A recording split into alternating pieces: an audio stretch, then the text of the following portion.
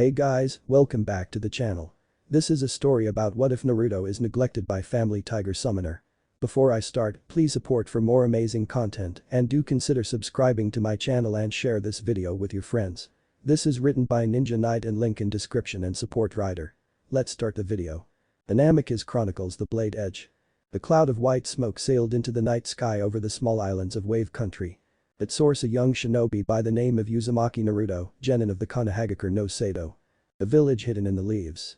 The 11-year-old boy was busy practicing the latest task set forth by his often late sensei Hada Kakashi, using his chakra to climb a tree without using his hands. Sweat covered his face, his ghastly orange jumpsuit was marred with dirt and torn edges of material. He had been at this all evening and was slowly getting higher up the large tree, but wasn't enough. The battle earlier today with Kiri missing Nin Momochi's Abusa clearly showed his lack of skill in the ninja arts. How could he ever hope to become Hokage at this rate? Hokage? It was his dream, the one thing he strived to achieve. But he knew deep down the village would never accept him as leader ever since that night in the forest when he overheard the traitor Mizuki refer to him as the Kyuubi. It made sense now, all those beatings as a child.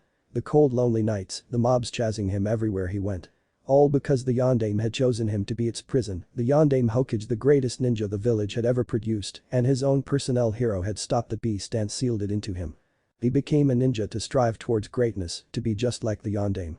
But something had to change. He gouged another mark into the tree bark, marking his position from the latest attempt. Then suddenly his control slipped as his body fell towards the ground below, landing with a thud, his body too tired to carry on. Darkness soon enveloped him. After what seemed like hours, a pair of bright blue eyes snapped open but saw nothing. He was enveloped in complete darkness. "Where the hell am I?" whispered Naruto. "We have waited many centuries for a warrior worthy enough, a warrior to be granted our power. You are that warrior, Uzumaki," Naruto said, a deep ominous voice in the dark. Naruto looked around frantically looking for the source of the voice. "Who said that? Show yourself." 3 very distinct and different roars then pierced the darkness. The form stepped out of the darkness and into view. The brightly colored and very large serpentine dragon. The brilliant white tiger. The glorious red and orange phoenix. The scared beasts of legend stood in front of the young ninja. Naruto's eyes widened at the sight. What could they possibly want from him? "What do you want with me?" he asked, a tremor in his voice. "Uzumaki Naruto, we stand here before you wishing bestow you with immense power," spoke the dragon, bowing its giant head. "I am Ryaka, High King of all dragons. Naruto, you possess the heart of a dragon. Your life has been a long and lonely road, but it has made you stronger, tougher and powerful. We dragons admire that, so I bestow upon you the Lord Dragon summoning contract, this sword and finally the seal that once locked away you memories now released." As Ryuka spoke, Naruto caught a large summoning contract, its heavy weight nearly knocking him to the ground. A dazzling white katana sword had levitated in front of him. He felt as if something had unlocked inside his mind. As memories came flooding back, knowledge flowed through him like a great river. Naruto bowed his head. "Thank you, Ryuka Dono." The dragon responded, baring its massive teeth in a smile. "Makes us proud, Naruto, as your mother once did." Naruto smiled at the dragon's words. His new knowledge granting him access to memories once locked away deep inside his mind, including the identity of his mother. Uzumaki Kushina. Soon enough the phoenix spoke, unfurling its massive shimmering wings of flames, illuminating the darkness. "Uzumaki Naruto, my name's Shenro. Leader of the Phoenix clan and Skylord, we have watched you for years. Your heart pure, unaffected by the evil that exists in this world, you fight for justice, something this world sorely needs. So we bestow upon you the Phoenix summoning contract, the mighty blade Hisakikahe, flaming justice, and finally break the seal locking away your soul." Once again Naruto felt a seal break inside him as she felt energy rise up through him from head to toe. It felt warm and familiar. "Thank you, Shenro Dono." The phoenix nodded, folding its wings back down. Naruto then saw the mighty white tiger step forward. "Uzumaki Naruto. My name is Haiku, leader of the White Tiger clan and Lord of Thunder. You possess great strength in your ability to hold back the tailed beast Kyuubi no Yakai, a beast created by the Rikido Sennin when he created the shinobi world. So as a gift to you I present the summoning contract of the White Tiger clan, the katana Shiroiku, White Lightning, and the seals holding back your bloodlines." Naruto then rose into the air, an orb of energy surrounding him that continued to grow in strength. The young ninja felt power flowing through him, his mind flooded with knowledge once locked away. Suddenly the energy died down as she gently lowered to the ground. Naruto took to a bended knee as a large pair of large pure white feathered wings burst from his back and unfurled to their full length. The Uzumaki clan were the stuff of legends. Said to be been descended from Tenshi, angels themselves giving rise to their long lifespan and power, spoke Haiku. Naruto looked left and right admiring his new wings. You mentions bloodlines haiku don't know asked Naruto standing tall. Allow me haiku interrupted Ryuka. The mighty tiger nodded letting the dragon take the floor. The Namikaze clan, your father's family were ninjutsu specialists said to be descended from an ancient and noble clan lost to the ages. You are now the last Namikaze. Naruto your second bloodline is called the Gonjin, the Five Rings, it grants you control over all the elements of ninjutsu explained the mighty dragon.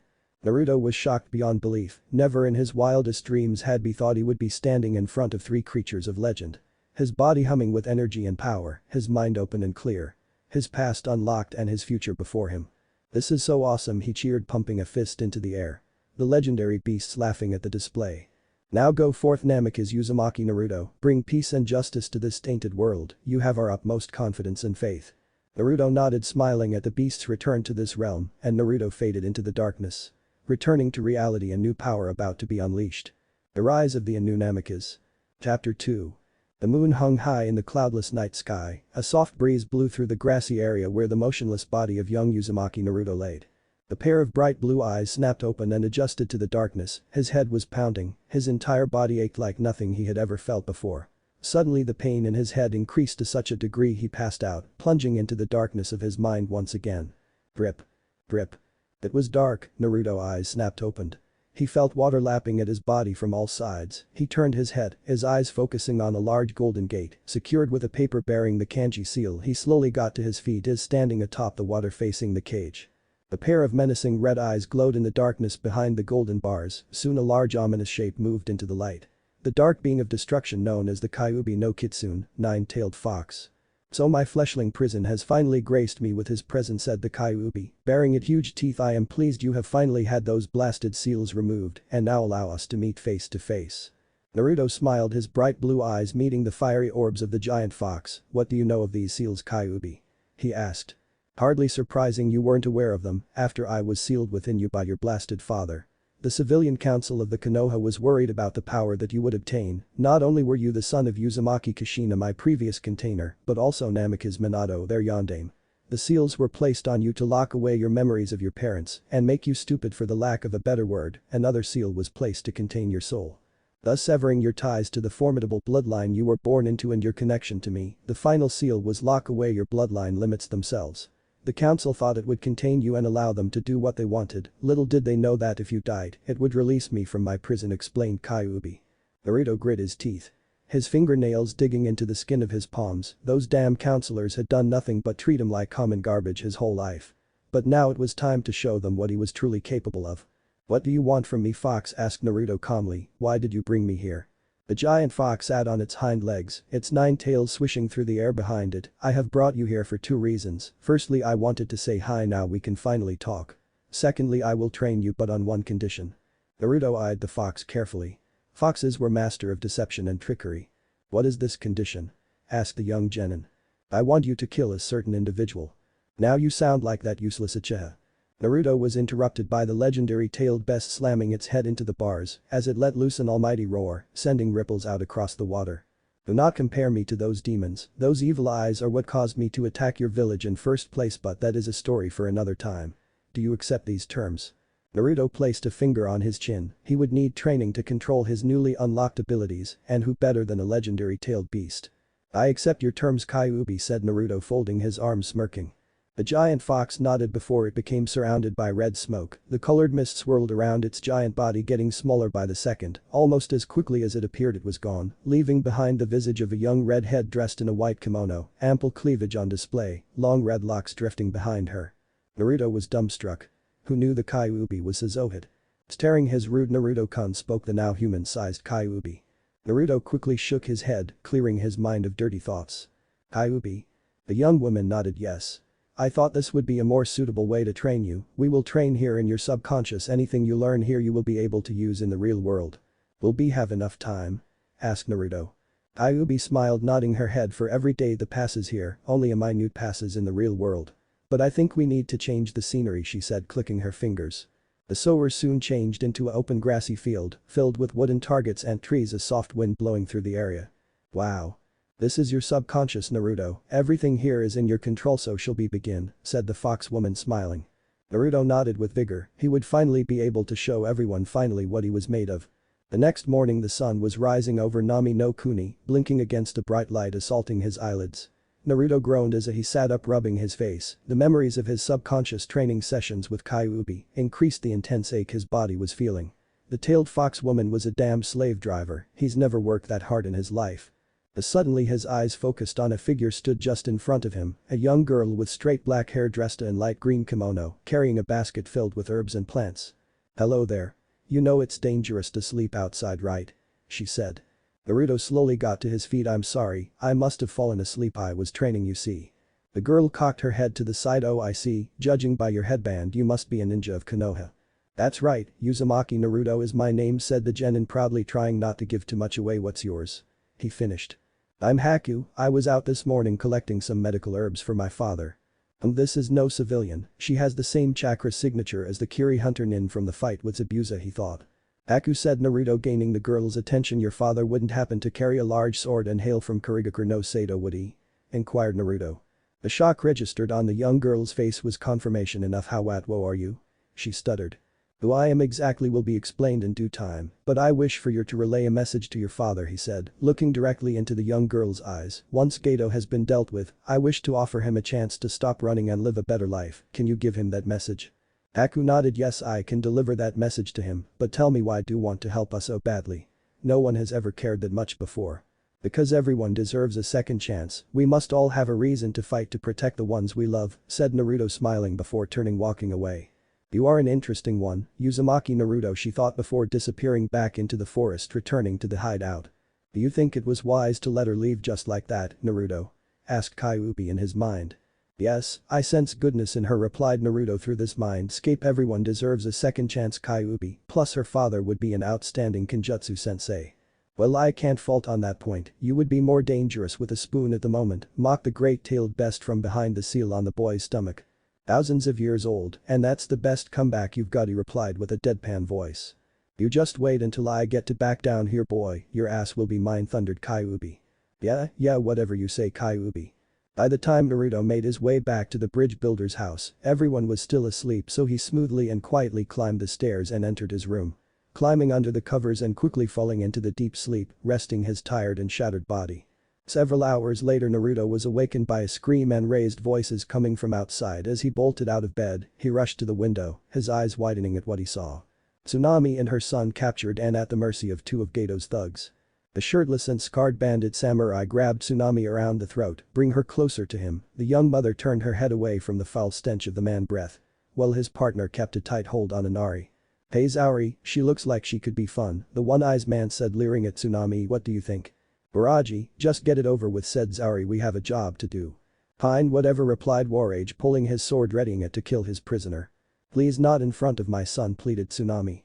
The samurai laughed with promptly stopped with a sizable rock rocketed through the air, striking the samurai holding Inari directly in the forehead, knocking him to the ground, writhing in pain. "What the?" shouted Waraji, who looked in the direction the rock came from to find Naruto, standing there tossing another rock up and down, catching it again in his throwing hand. "You know it's not very nice to capture innocent people and threaten them," said Naruto, glaring hard at the one-eyed man. "Who the hell are you, kid?" shouted Zauri, having recovered from the rock strike. "You both won't live long enough to remember my name," growled the lead genin, a fire lighting in his blue eyes. "Now release her and face me like men, or we'll run away like mice, make your decision." The bandit samurai looked at each other before they both smirked. Waraji gripped his sword before tossing Tsunami to the ground as Inari ran over to his mother. The pair ran back inside the house, the young boy rushing to the window staring his brother and savior. He thought back to the conversation the leaf genin had with him the previous night. "Never forget the sacrifice made by others, but use to fuel your resolve to improve and continue their legacy. Never forget, Inari, your father loved you and would want you to never lose faith. I promise I will remove Gato and bring back the soul of Wave Country."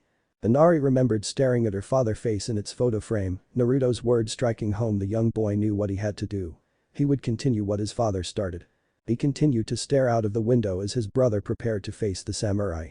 "Well, prepare to die, kid, we'll make sure there are enough of you left to bury," said Zauri. Naruto smirked. "Stupid bandits," he thought. "Well, if you think you can bandit, what are you waiting for, an invitation? Impudent little worm, prepare to die," screamed Zauri, charging forward, his partner joining him in the charge. Fools thought Naruto as his maid made a rapid series of hand seals before plunging both hands into the earth at his feet, calling out Doten, Doranami no Jutsu, earth style, mud wave. A large mud wave rose up in front of Naruto and broke over the charging samurai, catching them in a torrent of swift-moving water and earth. The wave moved quickly, forcing their battered bodies hard against the trees at the perimeter of the properly, fixing them in place. You're going to have to do better than that, my friends, but I'm sorry, this must end. I have things to do, people to see, you understand, right? Said Naruto, openly mocking them. Ah, you little brat, I'll kill you, screamed Waraji. Naruto narrowed his eyes. You first, he said, completing another series of hand seals, calling out Futon, Fukin no Jutsu, wind style, typhoon blades. A fierce wind blasted through the area, thousands of invisible wind blades cut dozens of trees into neat sections. Both Zauri and Waraji screamed as they were thrown deeper into the forest, their screams falling silent as pools of blood leaked into the soil. They were dead. Naruto fell to a knee, taking in lungfuls of air, his body was still getting used to its newly unlocked powers. Using his bloodline took a lot out of him, but his chakra replenished quickly thanks to his huge reserves. He silently thanked the giant fox for the chakra control exercises she had pushed him through, great help allowing him to pull off those techniques. I wonder where Kakashi-sensei is, along with the Banshee and emo boy, thought Naruto, standing to his feet. He stared down at his ripped and shabby bright orange jumpsuit. He grimaced. He really need to get some new clothes, but would have to wait. First he needed to find the team. Naruto-kun, I sense your team are on the unfinished bridge engaging Zabuza and the girl you met in the forest, explained Kyuubi. Right, thanks Kyuubi, I should get there fast. Nai-san shouted, Inari running to him. Naruto crouched down, grasping the young boy by the shoulders, looking directly into his eyes. I'm very proud of you, Inari, you stood up for yourself and your mother, Naruto said, smiling. Now I need you to stay here and protect your mother for me. I need to go and save your grandfather. Alright. Hi Naruto. Nai, I can do that. Good, I'll be back. Naruto then disappeared in a blur, moving swiftly through the trees, this a result of his subconscious speed training allowing this to happen. Naruto sped towards the bridge, hoping his would arrive in time. He needed to, lives depended on it. Chapter 3. Clang. The noise made as the metal of a kunai and the raw steel of giant great sword met, locked in deadly combat, the kunai in the hand of the Konoha Jounin had a Kakashi, the copy ninja. A prodigy from a young age in the shinobi arts and prized student of the Yondaime Hokage, known as the copy ninja, thanks to his lone Sharingan eye, the treasured Dijutsu of the Uchiha clan. It was a gift from his fallen comrade Uchiha Obito, a gift the Kakashi had made a promise to repay. It was the last thing he did. His opponent, feared throughout Kurigakure as one of the 7 swordsmen. The demon Mamachi Zabuza. His mighty head-cleaving sword struggling against the kunai held by the copy ninja. Why don't you just give Haddock, just hand me the old man and this will be over, taunted Zabuza. I'll even make it quick. I think I'll pass, replied the lazy-eyed Jounin. The ninja then jumped away in opposite directions, putting some distance between them. Zabuza looked to his left to his apprentice Haku activator ice mirrors. Inside the dome alone Genin. Uchiha Sasuke. Haha, I hope you're ready to lose one of your students, copy ninja shouted the swordsman. No one escapes the ice mirrors. Kakashi said nothing as he looked over his shoulder. He could see Sasuke was in real trouble, but he couldn't leave Zabuza unattended. If he did, it would endanger his other student Haruno Sakura, who was guarding the bridge builder. If you think that, then you clearly don't know an Uchiha when you see one. Zabuza heaved his sword onto his shoulder. Whatever. Let's finish this before I start to get bored, he said. Kakashi nodded as he reached up to his headband and revealed his scarred and lone Sharingan eye. Let's finish this, he said. Be careful, Sasuke, he thought. The 2 Jounin ninja then jumped towards the other, doing battle once again. Meanwhile, trapped in a dome of ice mirrors, the ghostly image of the masked hunter nin moving from panel to panel, Uchiha Sasuke was breathing hard, his entire body hurt, and he had yet to lay a single hit on his opponent. Why don't you just give up, said Haku, hidden behind her mask. Your reasons for fighting do nothing but hinder your chances of beating me. Sasuke looked confused, and Uchiha's reasons for fighting are our own. I don't need anything more than that, he said.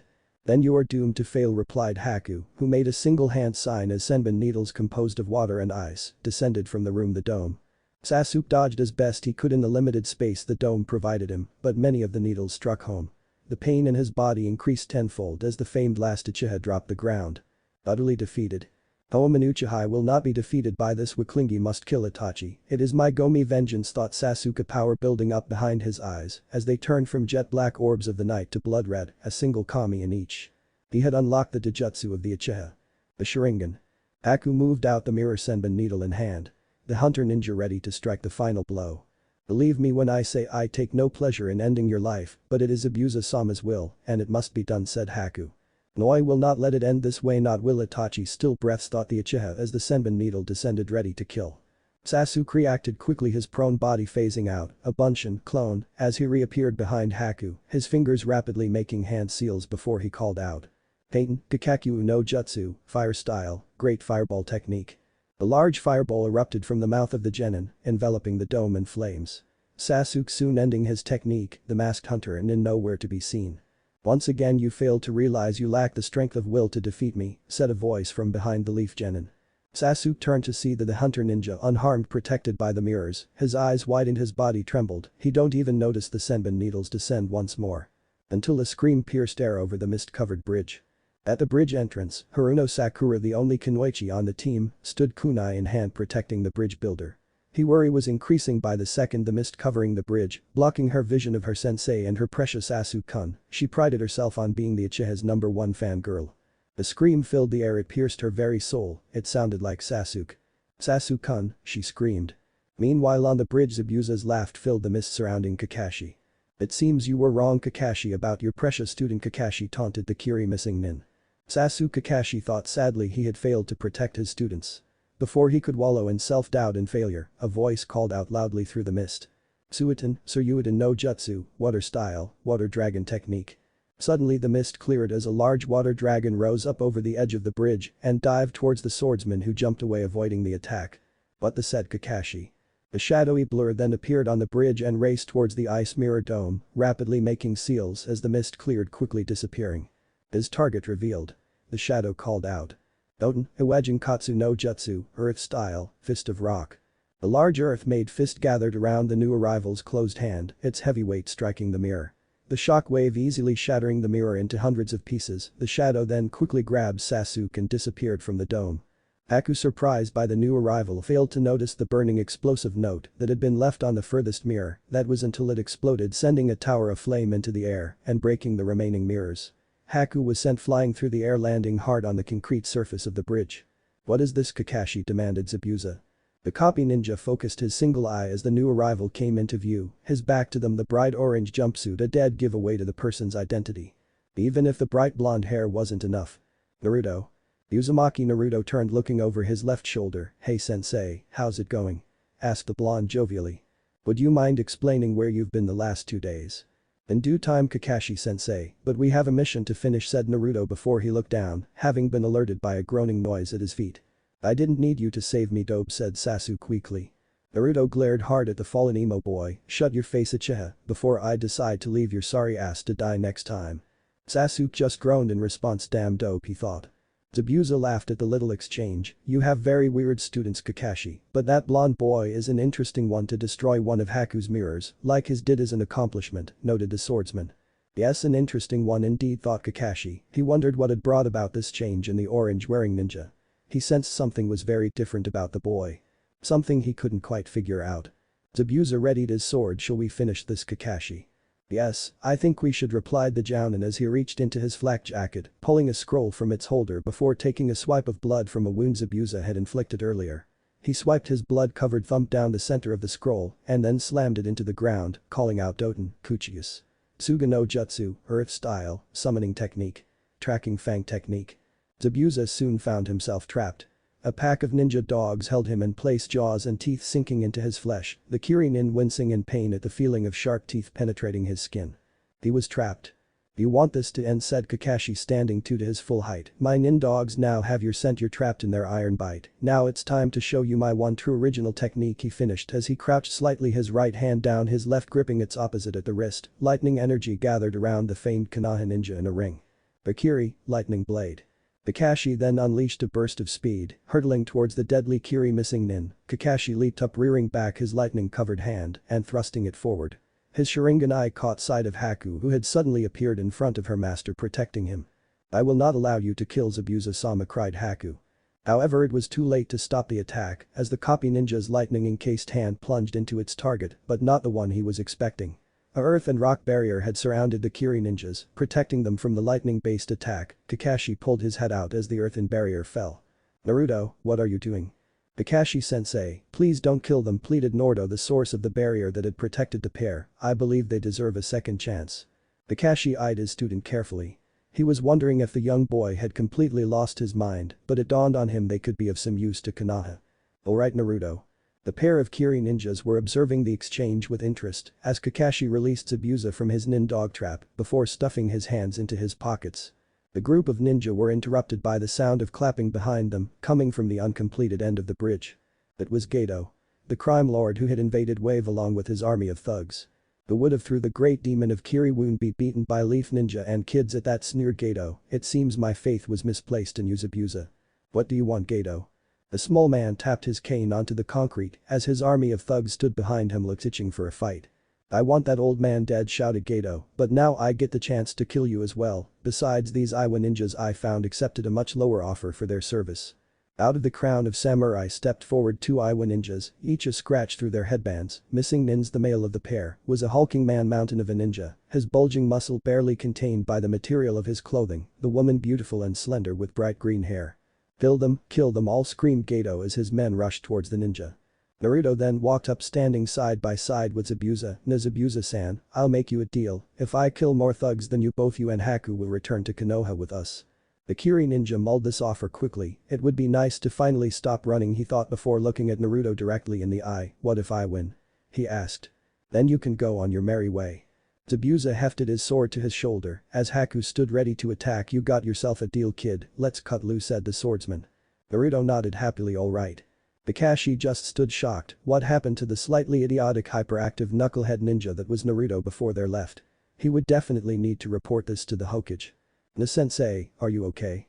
asked Naruto. Shaking his head, clearing his mind. Yes Naruto, thank you, let's finish this mission. Naruto observed his sensei and Zabuza phase out in a blur, as did Haku. Naruto closed his eyes, focusing his chakra, quickly completing a series of hand seals before he called out his attack as the thugs drew closer. Poised to end his life. Chapter 4. Naruto narrowed his eyes, he focused his chakra as he saw the band of thugs rush towards him. As a single bead of sweat ran down his cheek, he knew what he had to do for the people of Wave, for justice to be served. Completing his final hand seal, he screamed out over the noise of the onrushing samurai Raiden, Kakihi no Jutsu, lightning style, final light. Naruto thrust his hands forward as large ball of lightning energy gathering between his clawed fingers as a large white beam of energy swept past the onrushing samurai.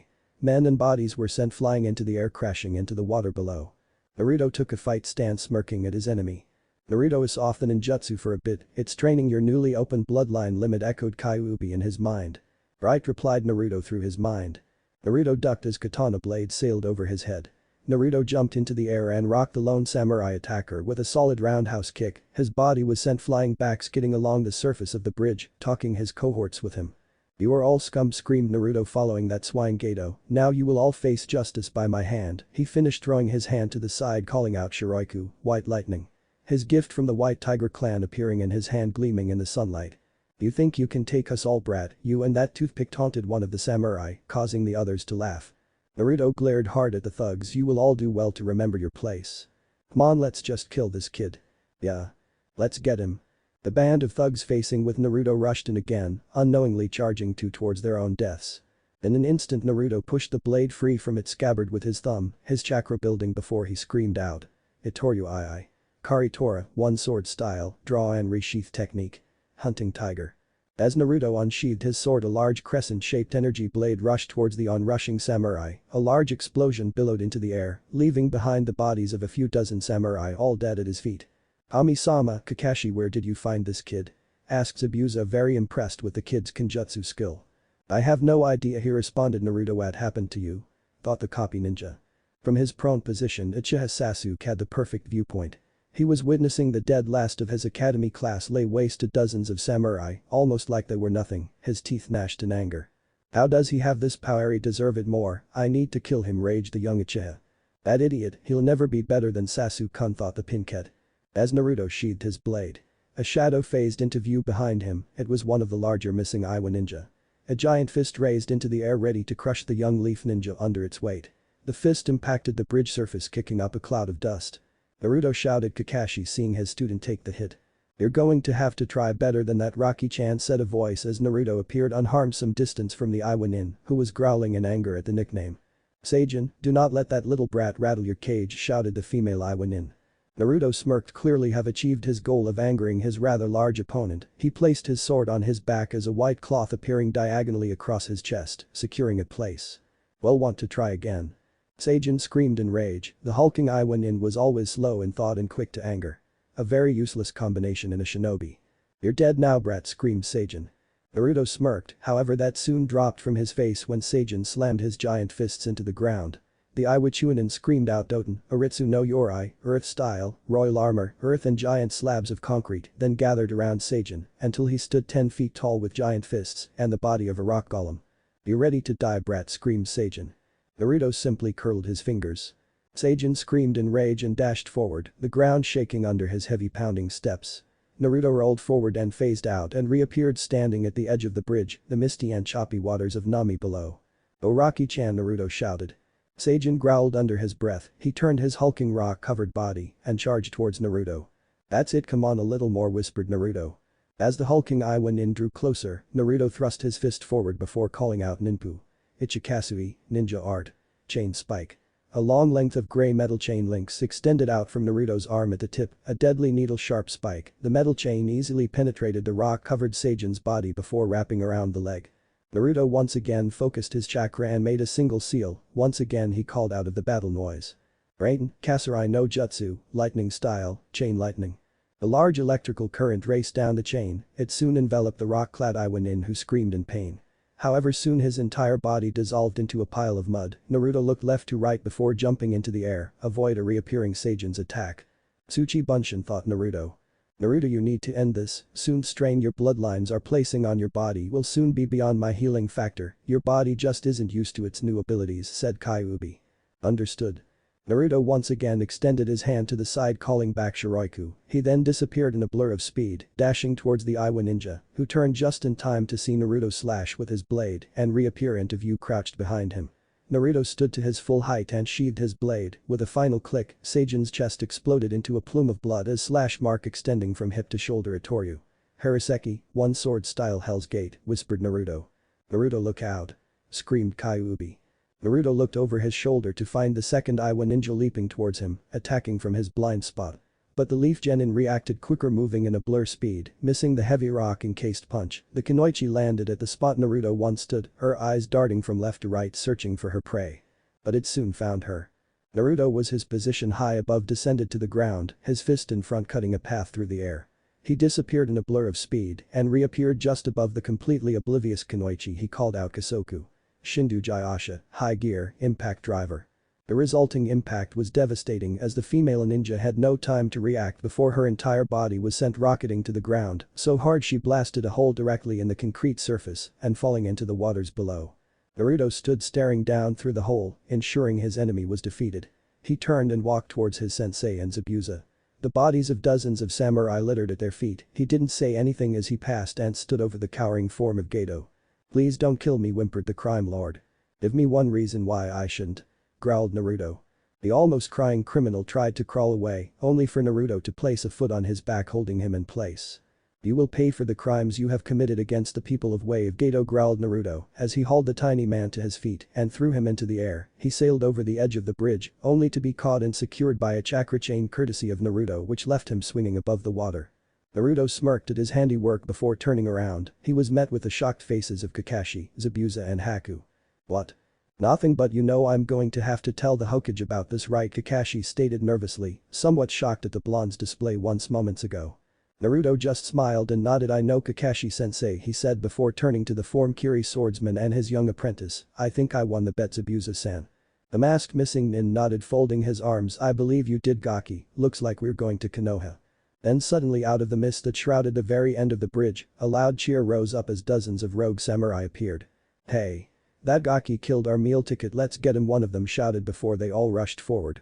Suddenly they all stopped when 3 arrows landed at the feet of the lead group. The ninja turned to see the citizens of Wave had gathered, all carrying makeshift weapons. Leading them, the bridge builder's grandson Inari. "We've come to help, Nai-san," shouted the boy. Naruto smiled before he turned to look at the Rouge, who were charging once again. He looked left at Kakashi, who nodded, then right to Zabuza, who did the same.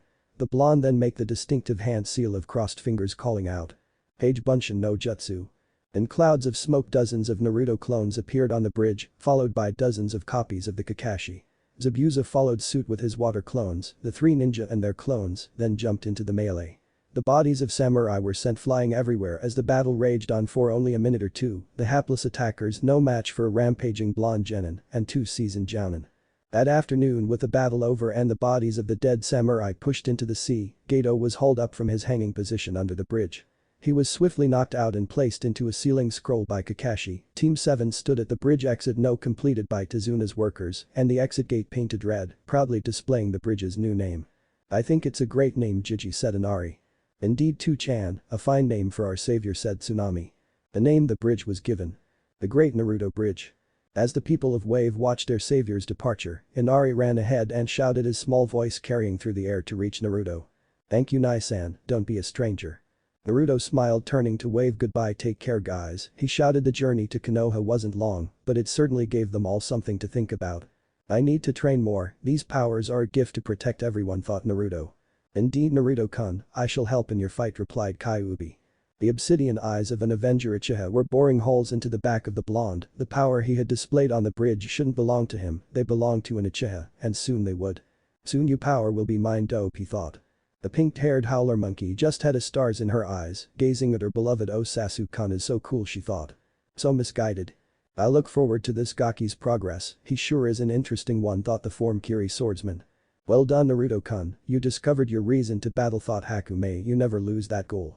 Kakashi had other things on his mind. The display Naruto put on at the bridge battle was something the Hokage needed to be told. Maybe the Kyuubi had finally taken over the blonde's body. No. He detected no signs of evil. It was all Naruto. "Naruto, what happened to you?" thought the copy ninja. The Konoha ninja soon jumped into the trees, making their way back the village, plus two passengers unaware that a legacy had been born in the tiny island nation. A legacy that would echo through the ages. The legacy of the Blade Edge. Chapter 5. Kakashi, you can't be serious. The aged voice of Sarutobi Hiruzen, the Sandaime Hokage of the Konohagakure no Sado, echoed through his office. He had just received a detailed report on the Wave mission. The clearly enhanced skills displayed by one blonde-haired shinobi were the topic of discussion. The aloof Jounin nodded. "I cannot be more serious, Hokage-sama, something has happened to Naruto," he said.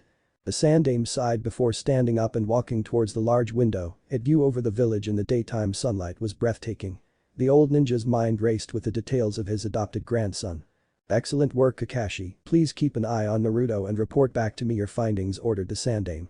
"Hi, Hokage-sama." But the Kakashi disappeared in a puff of smoke. He left an aged Hokage with his thoughts of one wild knuckle-headed ninja. In another part of the village, an empty training ground. In the foliage of a large tree, a certain blonde sat cross-legged on a large branch, his eyes closed and fingers and knuckles pressed together in deep meditation. In his mindscape, Naruto was breathing hard. His lungs burned, his muscles ached. The extreme effort of training his body in this form provided physical results in the real world. "Good. Most excellent, Naruto-kun," said the Kyuubi. The almost blood-red kimono she wore flowing in the breeze that drifted across the grassy plain created in Naruto's mind. "Thank you, sensei," replied Naruto. "Naruto-kun, by conditioning your body it will improve the use of your bloodlines," explained Kyuubi, stepping in front of the young genin. "The strain you placed on your body in Nami cannot be repeated. I healed you this time, but I fear there would not be a second chance." Naruto nodded as he took a combat stance once again. Kyuubi nodded. "Alright, begin. Once you've finished you are to make as many cage bunshin as you can. We must prepare you for the Chunin exams." Naruto didn't reply as he moved through his stances and moves with silent and efficient steps. Once completed, he moved over to a nearby tree. He jumped, his hands gripping the tree bark, his body hanging below. He then lifted his body up with arm strength alone, his biceps clenching with each lift up. Then with a feat of acrobatics, Naruto spun his body until his was sitting on the tree branch. He then leaned back and went about suspended abdominal crunches. The visible play of his muscles clearly evident under his skin. Naruto then dropped down, landing gently. Suddenly his head snapped to the side, his real-world self sensing something in the distance. His ocean blue eyes snapped open as he rolled backwards, his arms pushing into the ground, sending him into the air, landing on his feet. His right hand at his hip, a kunai spinning through his fingers as he took a stance, weapon at the ready. But he saw nothing. "Naruto-kun, be ready, I sense evil in this area," said Kyuubi in his mind. "Right," replied Naruto. Naruto's eyes focused when suddenly three kunai raced towards, bursting out of the tree line. The young leaf ninja reacted quickly, batting the kunai away. He then launched his own, the sharpened point embedding in the bark of a tree at the edge of the small forest in the training ground. The area then erupted in a large explosion. The paper explosive note Naruto had attached blasting trees from the ground, a human-shaped shadow, then darted into the clearing, standing 6 feet in height in the attire of a ninja. The headband tied around his forehead surprised Naruto. The Megakure no Sato, the village hidden in the rain. "Aim, what would you want with us?" said Kyuubi. Naruto didn't reply, but kept his attention solely focused on the new arrival, who stood with an air of arrogance about him. "You should know better than to attack a ninja of the village you are currently standing in," said Naruto. "Either that, or you clearly have a death wish." The AIM ninja just smirked. "You've got a big mouth for someone so short. State your purpose here before I make you eat those words," spat Naruto. The AIM ninja simply smirked again, folding his arms. "I'm here for the annual Chunin exams, but I sensed something powerful and decided to test out my abilities," said the AIM ninja. "Little did I know it was just some brat." Naruto clenched his fist, his nails digging into the palm of his hand. "Tell me your name," he whispered. "Bigatsu. If you wish to fight me so badly, then come and test yourself," said Naruto, an edge to his voice as hard and as cold as steel. Bigatsu reached behind him, gripping the handle of his umbrella, the signature weapon of an AIM ninja. He threw the umbrella into the air. The simply object opened as hundreds of thin black needles rained from the sky, heading towards Naruto, who deftly backflipped, avoiding the deadly projectiles. Naruto landed back on the ground. The momentum causing him to slid across the dirt, his feet digging in, he dashed towards Bigatsu. The AIM ninja, seeing the attack, clearly jumped away, only for the image of Naruto to disappear. An after image, he thought. Bigatsu jumped into the air, his eyes scanning frantically for any sign of the blonde-haired ninja. He soon felt it before he saw it. The AIM ninja then felt a strong kick to his left shoulder, sending his body spinning, his head pointed at the ground. He then felt arms and legs wrap around his body. The two tangled bodies then fell towards the ground. Naruto called out. "Ichiryu. Kakyu Kajeki, First Dragon. Airstrike." Bigatsu had impacted the ground with tremendous force. A shock wave radiated out in all directions. Naruto rolled away from the body he had just forced into the earth and stood ready. The power he had felt rolling off of this mere genin meant an attack like the one he had just used wouldn't spell the end of this opponent. He knew one simply truth: Bigatsu was no genin. The AIM ninja wrenched his body out of the dirt, his dark eyes bored holes into the Konoha genin, who simply stood, his face displaying an image of indifference. "It's going to take more than that," said Bigatsu. Naruto smirked. "I thought so."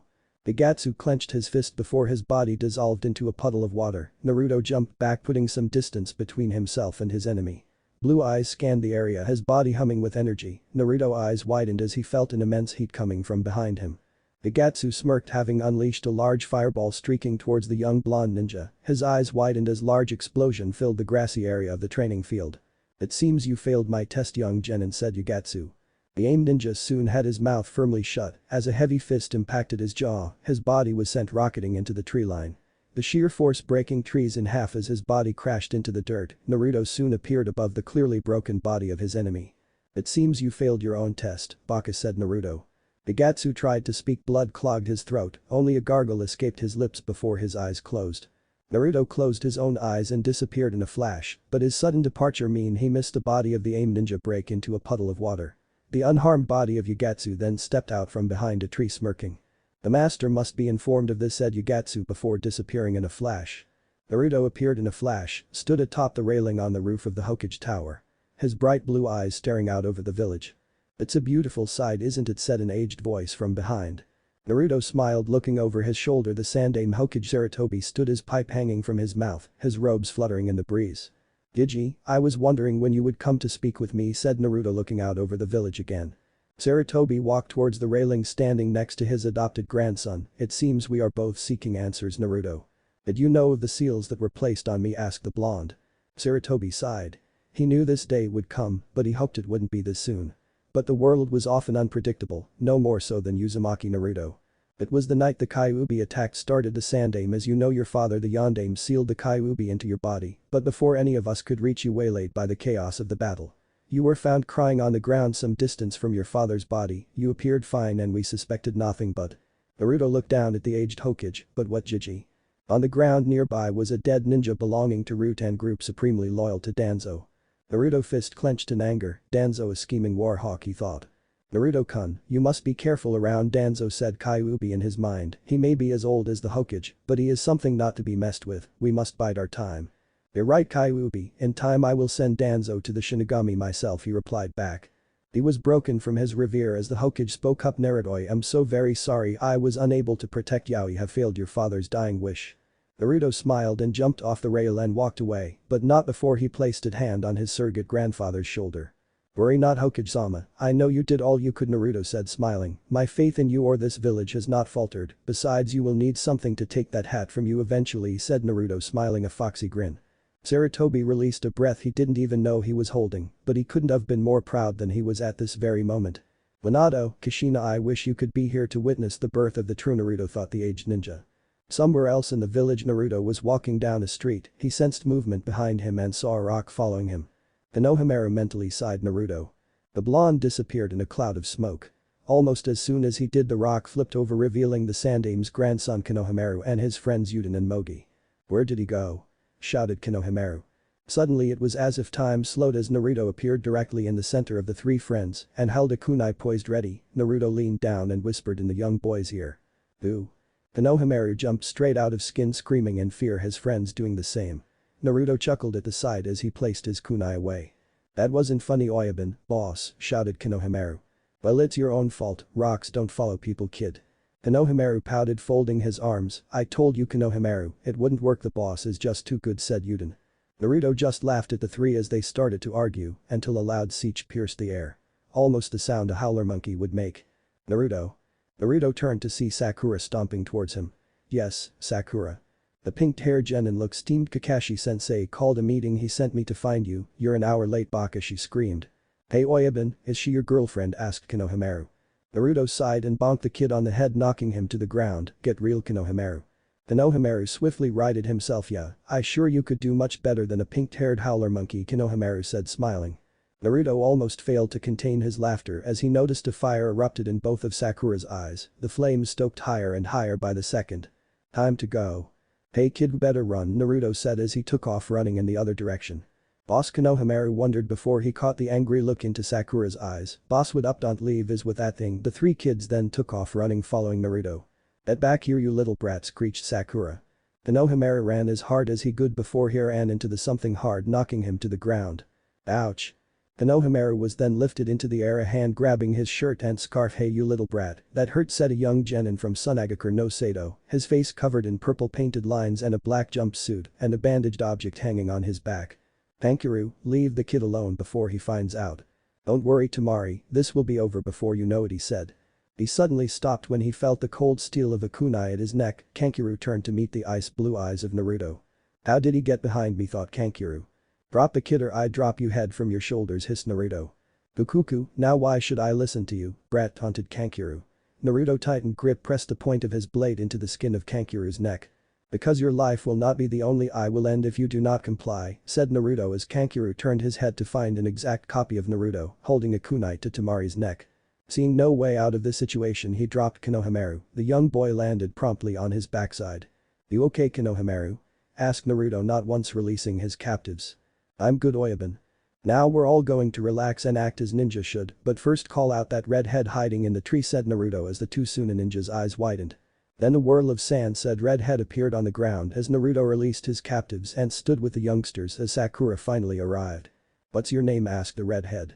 Naruto smirked, "Seeing as you're the visitors, you first." "Tsubaku no Gaara." "Uzumaki Naruto." The two stood staring into each other's eyes, sizing each other up. A full minute passed before Gaara turned and walked away. "Kankuro, you are an embarrassment to our village," said Gaara. "But Gaara."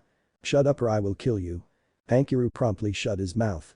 Sakura then thought it was a bright idea to open her own mouth and ask a question, "But wait, we are Suna ninja here in the village."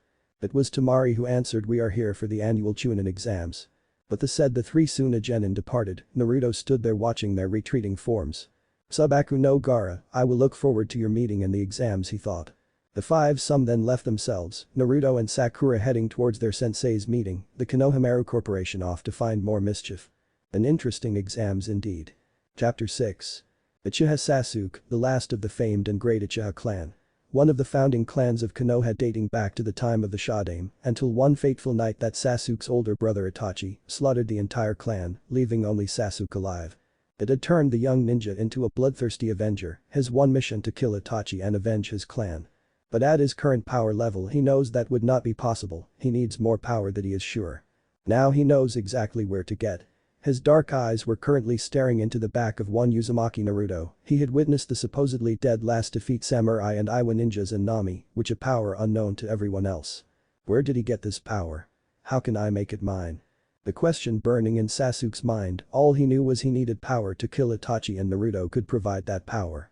Said blonde was unaware of the Dark Avenger's musings, he was having a brief conversation with Kyuubi in his mind. Well Naruto-kun, it is time for the Chunin exam said Kyuubi, it's time to show the world just what you can do. Right Kyuubi replied Naruto. Ham7 were making their way to the Ninja Academy. A meeting with Kakashi where he explained the team had been nominated for the annual Chunin exams, the tournament was used as a showcase to display a village's power and prominence and allow genins the chance of promotion. They entered the academy and up the staircases, their destination room 301. The hallways were filled with other Chunin exams hopefuls. Naruto's ocean blue eyes noticed a group trying to gain access to room 301, but finding it blocked by two gray-clad Chunin. Come on, you got to let us in for the exam said a genin. No chance kid, you will only fail. Sasuke sensing a chance to get one over his blonde competition stepped forward, an arrogant smirk gracing his face. Why don't you drop the genjutsu, we are heading up to the real room 301 said the Avenger.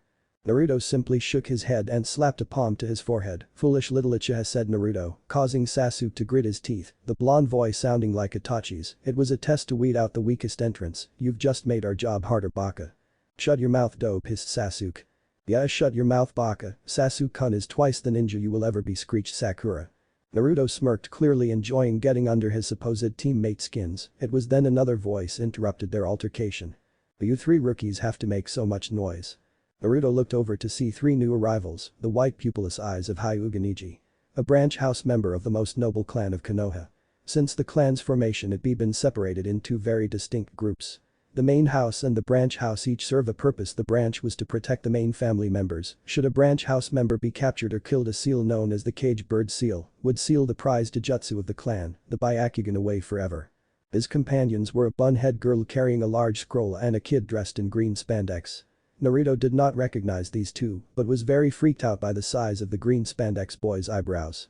Ama-sama, I think one of these caterpillars just moved said Kyuubi. Naruto's calm facade did not falter, but inside he was disgusted. The green spandex-clad boy then rushed over to Sakura and grabbed her hand, looking directly into her eyes. Sakura-chan, my beautiful cherry blossom. Please say you will do the honor of going out with me. Sakura was beyond freaked out, this strange boy tightly holding her hand. You no way, my heart belongs to Sasuke-kun screeched Sakura, yanking her hand from his grasp. Spandex hung his head in dismay, before tightening his fists, then striking a pose. It was as a sunset appeared behind him as he shouted at the top of his lungs. Then I, Rock Lee, emblazoned by the powers of youth, will fight for your heart against Uchiha Sasuke, he screamed. The surrounding genin were shocked at his display of utter weirdness. Naruto stood impassively, his right eye twitching slightly at the spandex-clad genin. Sasuke smirked and stepped forward. If you want to fight you've got it said the Uchiha. Naruto shook his head and stepped forward, grabbing the Avenger by the back of his shirt and dragged him away. The Uchiha, unprepared for the grab, kicked and thrashed, trying to break Naruto's iron grip. What the hell are you doing dope, let me go. Yarely Sasuke-kun baka. Screeched the howler monkey. The blonde fixed his supposed teammates with icy glares. We do not have time for this, we have yet to reach our destination, so let's go said Naruto, dragging Sasuke as Sakura followed, still screaming. Neji stepped forward. So this is the hope for Konoha ninja, weaklings looking to defy fate. Naruto stopped and looked back over his right shoulder, a single icy blue meeting empty whites. You do well to remember your place Hyuga, protection is your only job, not to run your mouth about matters beyond your understanding, said Naruto, an empty and cold tone to his voice. The young Hyuga shook with an absolute rage. How dare this common trash insult me, he will now pay the price, thought Neji, as his body assumed the first stance of the feared Juken Taijutsu of the Hyuga clan. The room turned black on the ground, a green line map surrounded by kanji symbols, and a yin-yang appeared. You are within my field of divination, he said. To witness your own death, whispered Naruto, who had disappeared and reappeared, a kunai point digging into the skin of the young Hyuga's neck. Neji was shocked he had moved so fast. How? As I said, you do well to remember your place Hyuga, in this world only the strongest souls with a will to protect others survive. Naruto released the genin and turned, spinning his kunai between his fingers as he once again grabbed Sasuke and marched up the stairs. Neji was relaxed his stance and was joined by his shocked and astonished teammates who had never seen such a display. Who the hell was that, Neji asked the bun-haired girl Tenten Higurashi. I do not know, but he will not defy his fate as it has already been written, said Neji, unimpressed by the blonde's words. Team 9 then marched up the stairs, all three members left with much to think about, except Lee, who simply shouted youth at the top of his lungs as he always did. Team 7 reached the top floor and saw Kakashi waiting for them, the lazy Jounin smirking under his mask. "Good, you're all here. I thought for sure you would be caught in the false room," he said, looking at each of them. "Have a little faith, sensei," said Naruto, smirking. Kakashi shrugged. "Well, anyway, the first test is through this door. Good luck," he said simply before puffing away in a cloud of white smoke. Naruto smirked before he picked up the still kicking and thrashing, before suddenly throwing him through the closed door, which thundered open as the Avenger landed in a heap on the ground. The noise had alerted all of the other Genin entrants who were glaring at the new arrived Genins. "Man, so this is the Chunin exams, huh?" said a new voice. Naruto turned and saw a new team had arrived, composed of Inuzuka Kiba and his canine partner Akamaru, the meek and shy heiress of the Hyuga clan Hinata, and finally the quiet loner that was Aburame Shino. "Hey dog breath," said Naruto, ribbing Kiba. The canine growl escaped the Inuzuka heir. "What was that dope?" he screamed. Naruto just stood there smirking at Kiba's display of bravado. "Go eat your chew toy, Kiba," said Naruto, folding his arms. Before Kiba had a chance to say anything else, another voice interrupted them. "Man, you are all so troublesome, some of us were trying to sleep." Naruto re-energized them as Team 10, consisting of the brilliant but supremely lazy Nara Shikamaru, the big-boned Akimichi Choji and Yamanaki Ino. The latter let loose a scream as she jumped toward Sasuke and hung around his neck. "Oh Sasuke-kun, did you miss me?" said Ino. Sakura grit her teeth. "Back off, Ino pig," she screamed. Ino narrowed her eyes. "What was that forehead?" Ino screamed back. Naruto shook his head as he sensed another presence appear in front of the Genin, much older than them, with grey hair ties loose in a ponytail and thin glasses covering his eyes. "Man, you Genin are so noisy, you should remember to keep the noise down if you want to get through this test," said the new arrival. Naruto regarded the man with an intense gaze, his sense to power level far exceeding that of a normal Genin. In fact, it resembled the level he sensed from Kakashi. This was wrong, there was no way he was a Genin. "Naruto-kun, you are correct, this is no normal ninja. I am getting a heavy scent of snakes coming from him as well," said Kyuubi. "What's your name?" asked Naruto. The man looked directly at Naruto. "My name is Yakushi Kabuto, this is my 7th time participated in the exams and through my endeavors had gained access to a wealth of information on ninja." 7 times, no takes this exam 7 times and doesn't pass, thought Naruto. Sasuke then stepped forward. "What kind of information?" Kabuto pulled what looked like a deck of cards from his pocket. "All I need is a name and I can tell you all you need to know," he said. Uzumaki, Naruto and Sabaku no Gaara listed off the avenging Uchiha. "You know their names, that makes this easy," Kabuto said, searching his deck before pulling the correct card. Sabaku no Gaara, Genin from Sunagakure no Sato. Part of a team made of the Yondaime Kazukiya's children, completed 3 C rank missions, 2 B rank, 3 A rank, and amazingly successfully completed an S rank. Hushed whispers filled the room as the aforementioned ninja stood, his arms folded against the wall at the far end of the room, leaving no response to the questions raised. Kabuto then pulled a second card in regards to Naruto, however the card suddenly burst into flames with a single finger snap from Naruto. "I apologizes, Kabuto-san, but the mysteries of life are what make it interesting," said Naruto, much to the annoyance of the Uchiha and the card deck holder. Then suddenly clouds of smoke filled the room as the examiners appeared. At the head of the room stood, clad in black leather, his face heavily scarred as his gravely voice echoed through the room filled with Chunin hopefuls from all the ninja villages. "Alright brats, take you seat," said the scarred man. "My name is Marino Ibiki Takebetsu Jounin of Konoha and head of the first test of the Chunin exams, being handed out to is a test of 9 questions. You have 30 minutes to complete the test.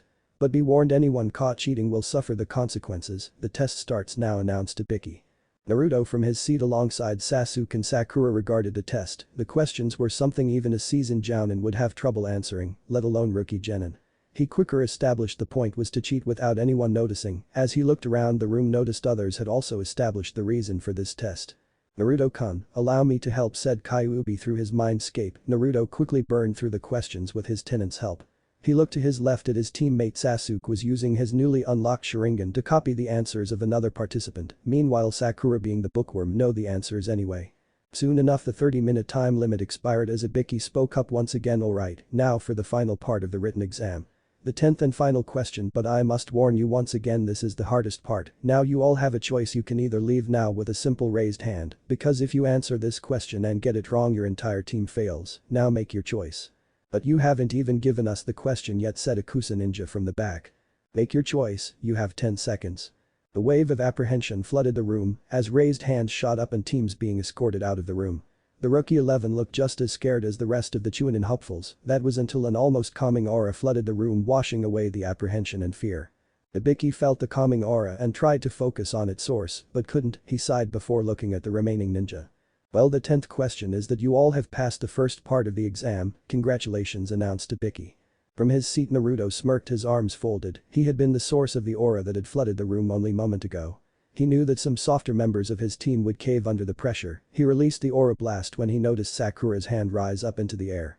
Through his actions he had saved his team chances in the exam, and now they would advance to the next round, which was now as one of the glass windows exploded and a sign fell from the ceiling. The new arrival was a purple-haired scantily clad ninja as the sign, said second examiner Mitarashi Anko, Takubetsu Jounin of the village. You must be getting soft, Ibiki, there are a lot left here. The scarred examiner shrugged, good bunch this year. Whatever, alright brats, follow me to the second exam, shouted Anko before diving out of the broken window. Once the genin had departed, Ibiki collected all of the tests. When he reached Naruto's he found all of the answers to be correct and at the bottom of the page a small note. Ibiki-sensei, I feel we have an intruder in our midst. Yakushi Kabuto is no normal genin, I leave this with you to check out. Ibiki chuckled having read the note. What an interesting kid he though, before he disappeared in a puff of smoke to report this to the Hokage. Meanwhile the assembled Chunin hopefuls had stopped in front of a fenced and gated area, a dark and menacing forest lay beyond. Boys and girls, I would like to welcome you all to Training Ground 44, also known as the Forest of Death. This marks the location for the second test, and for some of you it may become your final resting place, said Anko, and menacing tone lacing her words. Once again fear and apprehension filled the genin as they surveyed the dark forest. What horrors lay within they were about to find out. Naruto cast his blue eyes to the dark expanse of forest he saw before him, his body humming with anticipation about what was to come. His mind was so entranced he almost missed the explanation Anko was about to give to the Chunin hopefuls. Alright brats, listen up, each team will be given either an earth scroll or a heaven scroll. Your task is to gain the corresponding scroll, then make your way to the tower at the center of the forest. You have exactly 5 days to reach the tower. Once the sun sets on the 5th day any teams remaining in the forest fail, shouted the Jounin. Each team received their scroll as Naruto placed into in his pouch secured to his belt. He remained silent awaiting the order to enter the forest.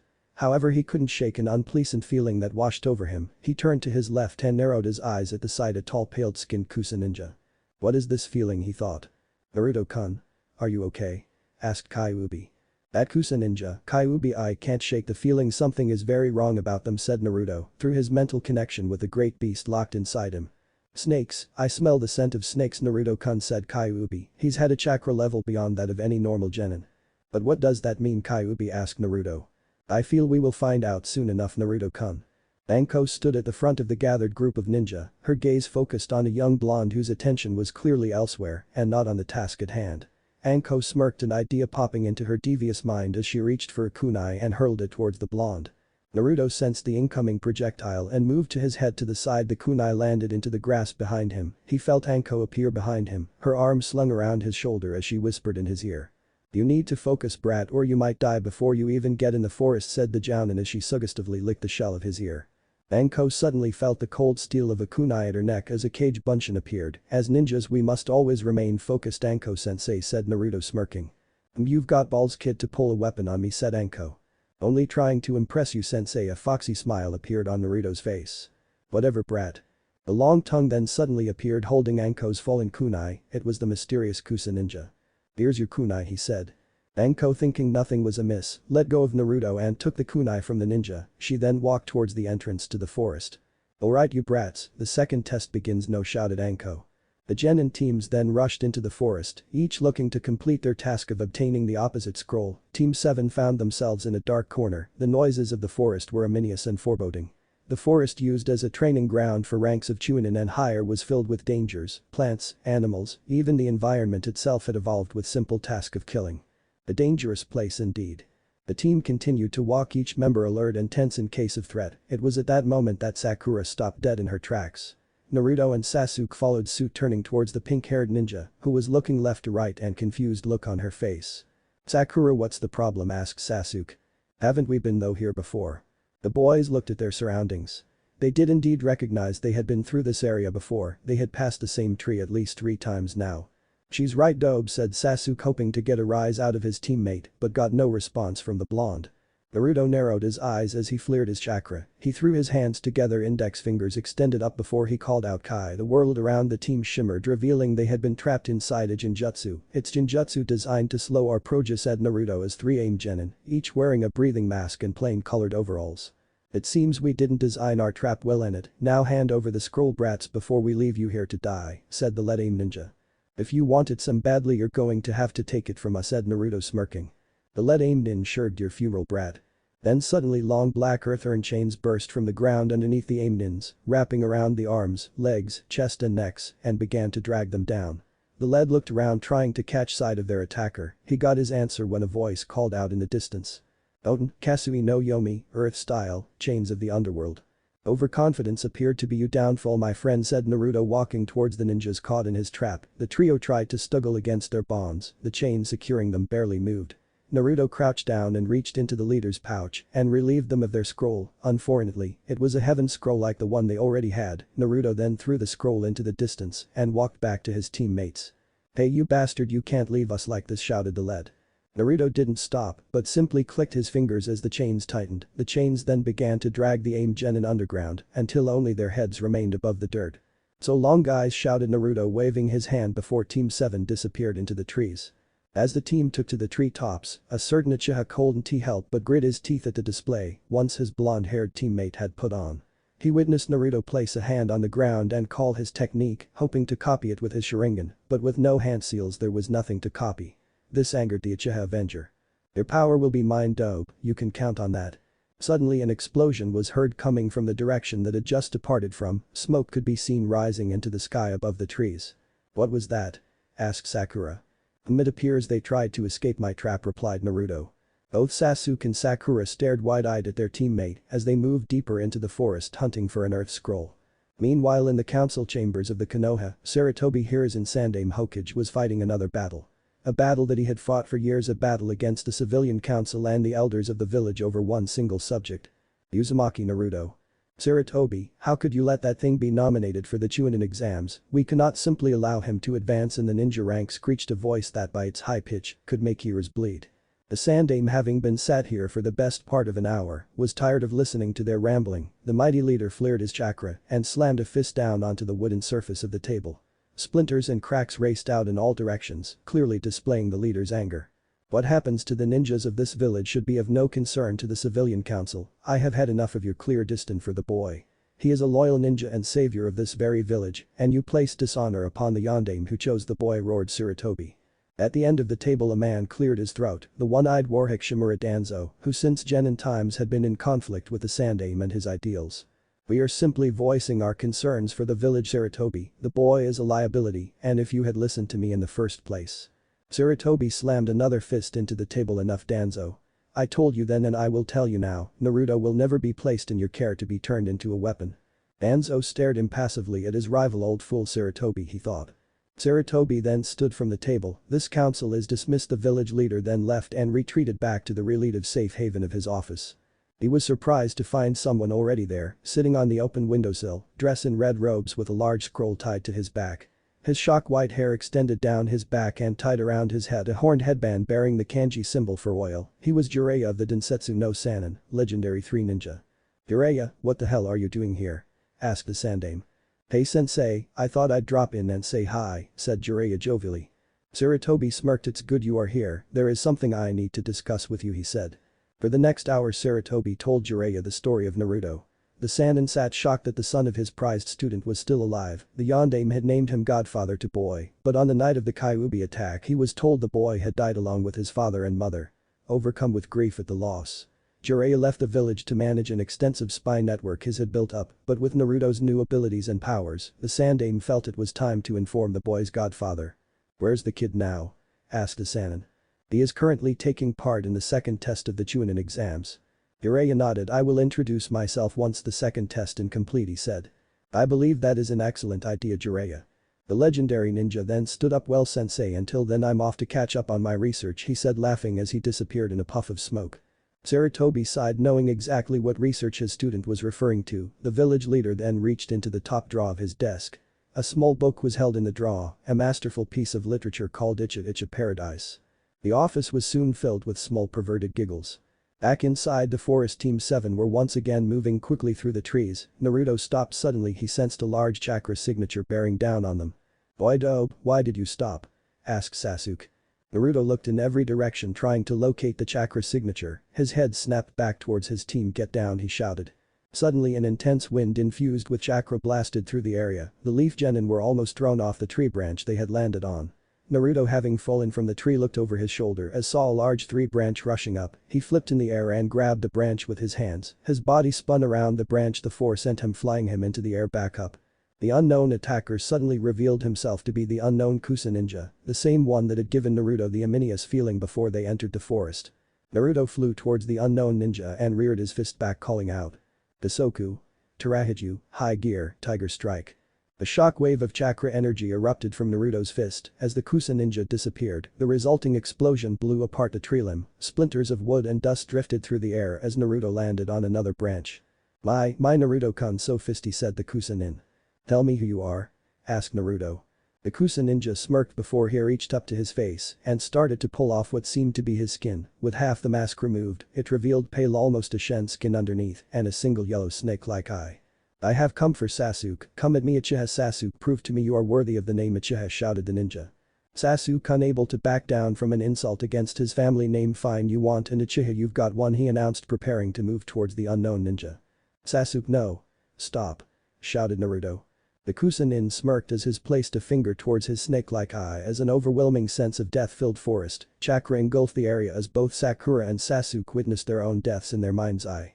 The genins were left frozen in fear, unable to move as the Kusa nin appeared on the branch and walked towards them. "I expected much more from the younger brother Uchiha Itachi," said the Kusa ninja.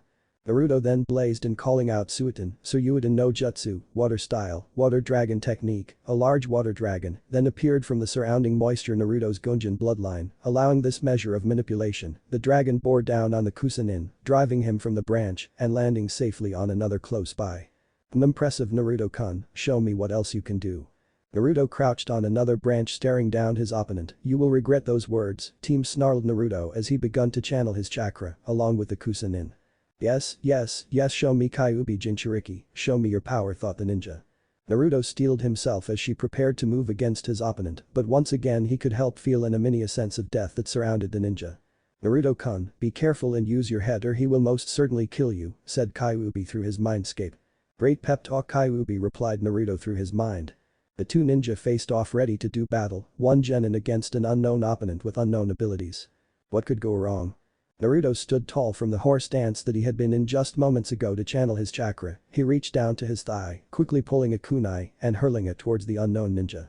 The Kusa nin smirked and caught the blade inches from his face. "You're going to have to do better than that," he said. From his position on the tree branch, Naruto smirked himself and whispered, "Boom." The kunai gripped in the ninja's hand, then exploded, sending tree bark and dust into the air. Naruto threw his hand to the side as his sword Shiraiku, white lightning, appeared in a flash of light, then suddenly through the smoke burst forth a large green snake which rushed towards Naruto. The leaf genin jumped high into the air, avoiding the large beast's vicious gaping mouth and fangs. Naruto flipped and then dived towards the ground, his blade at the ready. The snake, having found his prey, opened its gaping mouth ready to swallow whole. The blonde white energy gathered around the blade as Naruto slashed, screaming out, "Bitoryu. Sandakinen, one sword style. Thunder cannon." The large beam of energy erupted from blade and enveloped the snake. The energy died down as Naruto continued to fall towards the ground. Suddenly the burned and charred snake once again burst through the smoke and closed its giant maw around Naruto. "Whoa, whoa," shouted Naruto. The snake extended its forked tongue, happy with its meal, as the Kusa ninja appeared once again, his clothes torn and charred, the remainder of his skin-like mask removed, revealing yet more ashen gray skin and long black hair, dressed in robes tied and secured with a large purple robe. "Impudent little brat," snarled the unknown ninja. He then looked at his snake summon, who looked like it was about to throw up. A spray of blood jetted into the air as a sword blade burst through its skin from the inside. The snake's head then fell to the ground as a blood and ooze covered Naruto landed on a branch, once again facing his opponent. "Ugh, disgusting," whined Naruto, trying to shake off the chunk. "Why, you little brat, you're going to regret that, you will not leave this forest alive," screamed the ninja. "Whatever. How about you face me instead of hiding behind your pets," replied Naruto. "Do you have any idea who you're messing with? Why don't you tell me?" The ninja smirked. "My name is Orochimaru. I was once a member of the legendary Sannin, and now your executioner," said Orochimaru as Naruto started laughing almost uncontrollably, angering the Sannin. "What's so funny, brat? Naruto stopped laughing abruptly to think that one of the legendary Sannin needed to reveal himself to a mere genin. Silence, you fool. Naruto smirked as he sheathed his blade to his back, a white strap securing it around his chest. This was his plan. He knew at his current power level, he wouldn't stand a chance against some of Orochimaru's power. But if he would throw him off his game and then withdraw, they may just escape with their lives. He cast his vision over to his teammates who were passed out on the ground. Whatever technique the Sannin had used had knocked them clean out.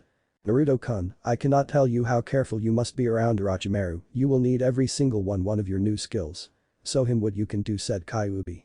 Oh, I plan to, Kyuubi replied Naruto. Naruto smirked as he flashed out and appeared directly in front of Orochimaru. A solid punch struck the Sannin in the chest, sending him flying through the wooden truck of the tree to his back. Naruto followed through the hole in chase of the Sannin. Orochimaru looked down his sailing body. He hits like Tsunade. That was strength, not chakra, thought Orochimaru as she opened his mouth and let loose a barrage of snakes. Naruto rolled, avoiding the vicious creatures before he placed his hands in a seal and took a deep breath. Heitan, Jusei no Jutsu, fire style, gunshot. Naruto fired numerous fireballs that immediately incinerated the snakes coming towards him. Naruto then changed his seal, his chakra charging up through his body as the trees sailing by his vision before he called out. Heitan, Hashikasai no Jutsu, fire style, starfire. A stream of intense white-hot flame erupted from Naruto's mouth. It rushed towards Orochimaru, who rolled to the side as the fire stream struck a tree which became enveloped in flames. The snake Sannin landed on another branch and scanned the area, his yellow eyes looking for the troublesome blonde. He had clearly underestimated the boy, and he was using jutsu he had never seen or ever even heard of. Could it be the Kyuubi's doing, he thought. Orochimaru stood tall. He couldn't sense the boy close by. The Sannin had come to test the abilities of the Uchiha, but this boy had clearly piqued his interest. Something of a mystery, and he could not stand for mysteries to remain that way. He flashed out, hoping to catch up with his quarry. Naruto was moving quickly through the trees under each arm his knocked out teammates. After launching his second jutsu, he had immediately retreated from the area. He could clearly sense a large power source in pursuit of him. His eyes widened as a long snake-like tongue whipped towards him. The blonde threw his teammates towards the ground as his hand snapped up and gripped the fleshy appendage. Didn't your mother teach you it's rude to put your tongue out, shouted Naruto as Orochimaru mumbled something, unable to speak properly as Naruto had hold of his tongue. The blonde then took a good grip on the tongue and pulled Orochimaru towards him. The Sannin was sent flying towards the blonde. The snake-like man smirked as a sword appeared from his throat, its blade aimed at the boy's heart. Naruto noticed the blade and reached for his own. Steel clashed, sparks flying from the blades as Naruto deflected the blade and aimed a kick towards the Sannin's chest. Orochimaru palmed the kick away and slashed with his blade. The steel passed through Naruto's body, who puffed away in a cloud of white smoke. Page Bunshin, whispered Orochimaru. Naruto appeared some distance away, his hands placed in a seal. Chakra energy hummed around his body as he called out his technique. Suiton, Sashouha no Jutsu, water style, water collision destruction. Orochimaru was shocked. A tower of water surrounded Naruto and grew higher and higher into the air. The mass of water thundered through the forest and rushed towards the snake Sannin. Impossible, how did he create that much water out of nothing? Naruto smirked as he controlled the mass of water which soon enveloped Orochimaru, washing him away into the forest. The Sannin jumped clear of, landed on a tree branch above the deluge. He looked up when he heard Naruto call out again. Suiton, Suryurenda no Jutsu, water style, water dragon barrage. Dozens of water dragon burst forth from the mass of water and rushed towards the Sannin. Orochimaru jumped into the air, twisting and swerving as the dragons attacked relentlessly. The Sannin flashed out and appeared from distance from the troublesome genin. He had landed on dry land, happy for a brief respite. As the battle continued, a certain Uchiha was coming around his unconscious state. Charcoal gray eyes noticed the battle going on. He had not forgotten the insult against his family and now wanted some of the unknown opponent. He stood up and placed his hands in a seal as Orochimaru appeared in front of him. The young Uchiha took a deep breath before he called out. Heitan, Kakakyu no Jutsu, fire style, great fireball technique.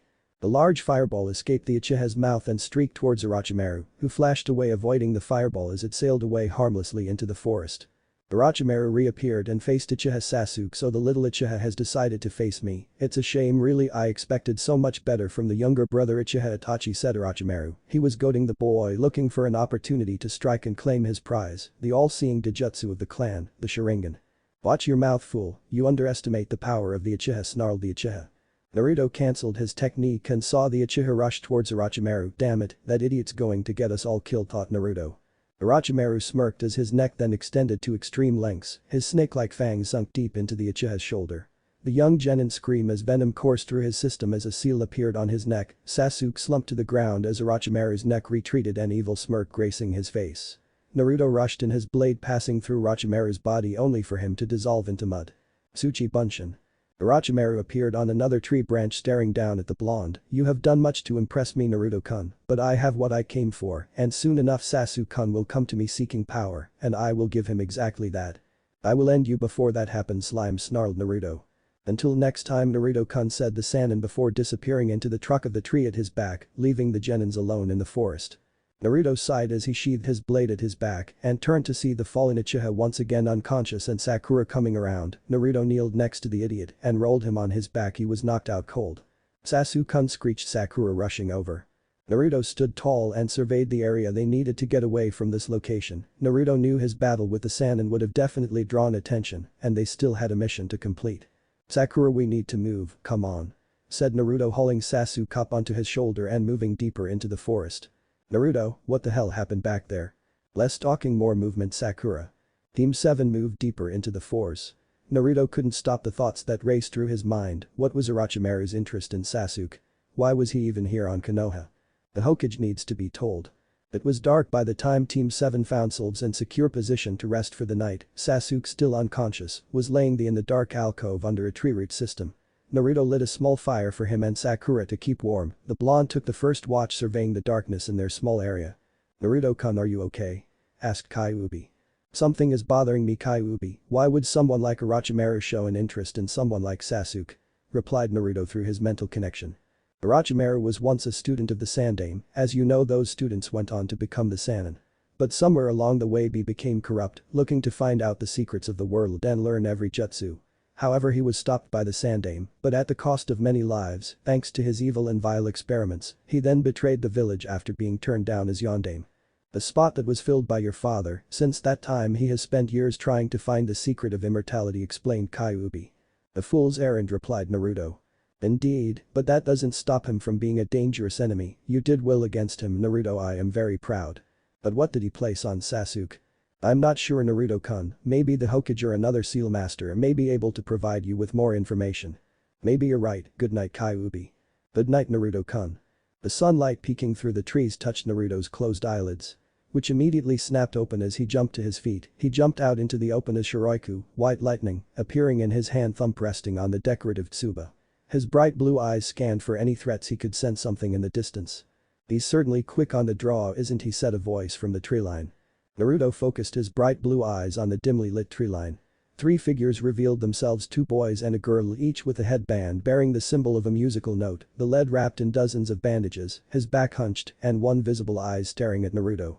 State your intentions, snarled Naruto. We are here for Sasuke, wake him up, said the mummy. Naruto smirked. Sorry, he's unavailable right now, but if you'd like to leave a message, he'll get back to you as soon as he can.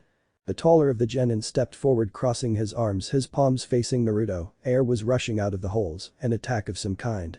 Let me teach this fool a lesson, Dosu. Hein Zaku, but remember we are here for Sasuke. Zaku then rushed in and appeared at Naruto's side, his arms extended, palms flat. Air blasted from the palms as Zaku called out Zankyuha, decapitating airwaves. The air blast sent rubble and debris blasting through the clearing. Sakura from her position, eyes widened in horror as Naruto disappeared. As the blast wave died down, Zaku started laughing in utter glee at the defeat of the loudmouth. Naruto whispered Sakura. Boy Baka, you're going to need to do better than that, screamed a voice. Zaku looked to the left and saw Naruto standing in the clearing. He looked no worse for wear despite the attack. Zaku grit his teeth and readied his arms once again. However, he never got the chance to as Naruto appeared in a flash and aimed an heavy kick towards the Sound's genin's head. The force sent Zaku flying as his limp body crashed through the body of a tree, snapping it in half. Dosu's single eye widened at the display as Naruto stepped towards them, his thumb pressing on the tsuba of Shiroiku, white lightning. Now you have 2 choices. I can either leave your blooded and mangled bodies to rot in this forest, or you can leave you scroll and live to fight another day. Make your choice, explained Naruto. The only female of the group growled. Just who the hell do you think you are, she screamed. Naruto's cold blue eyes bored into the girl's. You deaf if you do not shut your mouth. No bandage man, make your decision, you have 10 seconds. Dosu reached behind his back, retrieving their earth scroll. Suddenly an intense wave of evil energy enveloped the clearing. Naruto looked over his shoulder and saw Sasuke had awoken and was surrounded by a dark aura. So you've come for me, have you, said the Uchiha. Sasuke stand down. Keep quiet it's time they faced the might of an Uchiha. Naruto shook his head and appeared behind the foolish Uchiha and smacked the sheathed sword into boy's neck. The impact sent the boy reeling and once again was knocked unconscious. Now as I was saying, throw me the scroll and leave. Osu, knowing this was a good time to escape, grabbed Zaku and along with the Kunoichi they departed the area. Naruto waited until they were gone before he turned back to the fallen Uchiha and his faithful tag-along. Unknown to the genin team hidden in the trees were teams 8, 9 and 10. The Leaf Genins were astounded by the display put on by the blonde, who easily dispatched his opponents, including that idiot Uchiha. He's not that impressive, thought Kiba. Naruto-kun thought the Hyuga heiress. Shino said nothing, but his chakra-eating insects were going crazy at the power they sensed pouring from Naruto. Way to go Naruto, thought Shikamaru. Yum potato chips, thought the portly Akimichi. Sasuke-kun is still better, thought Ino. Naruto-kun's powers of youth are exploding out, thought Lee. That sword is sweet, thought Tenten. He is defying fate and he will pay the price, thought Niji, narrowing his eyes. Naruto hauled the once again unconscious Uchiha to his shoulder to aid his travel. He hit a pressure point on the pink howler monkey's neck, knocking her out. The blonde then jumped into the trees heading straight for the tower, now having both scrolls to complete their mission. The stone tower lay directly at the heart of the forest and was the finish line. Naruto entered and threw both scrolls onto the floor. The paper overlapped, revealing a seal, as white smoke puffed into the air to reveal a figure. Imi no Ruka. Naruto-sensei, I need to see the Hokage, immediately asked Naruto, throwing Sasuke and Sakura to the floor. The academy teacher was shocked but nodded dumbly before he spoke. Alright Naruto, I'll take you to the Hokage, also you have completed the second test in record time. After I've had my say, Ruka-sensei, that won't matter, said Naruto. The pair then quickly left the chamber and navigated the halls of the tower. Soon enough they found themselves in the Hokage's chamber. Hokage-sama. Naruto has something he wishes to tell you. Sarutobi turned from his view out the tower window to face the blonde. The aged shinobi took note of Naruto's shredded jumpsuit and dirt that marred his skin. He knew the Chunin exams were no joke, but the expression on Naruto's face knew it was very important. Naruto-kun. Hokage-sama, I bring news that the traitor Orochimaru is in the village and was disguised as a genin to infiltrate the exams. He attacked us in the forest and placed a seal on the Uchiha. He explained he came here for him. I was unable to stop him, explained Naruto. Sarutobi's eyes widened at the news as he clicked his fingers and several Anbu appeared, the masked elite ninja of the village and personnel guards of the Hokage.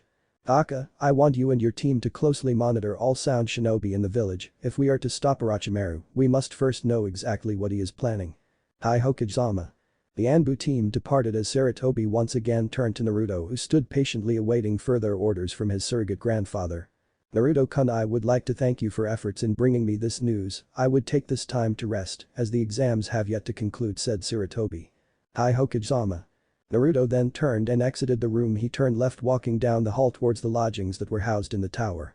Inside the office, Sarutobi sat in his chair, letting loose a tired sigh. After all these years his wayward student had returned to once again cause harm to the village.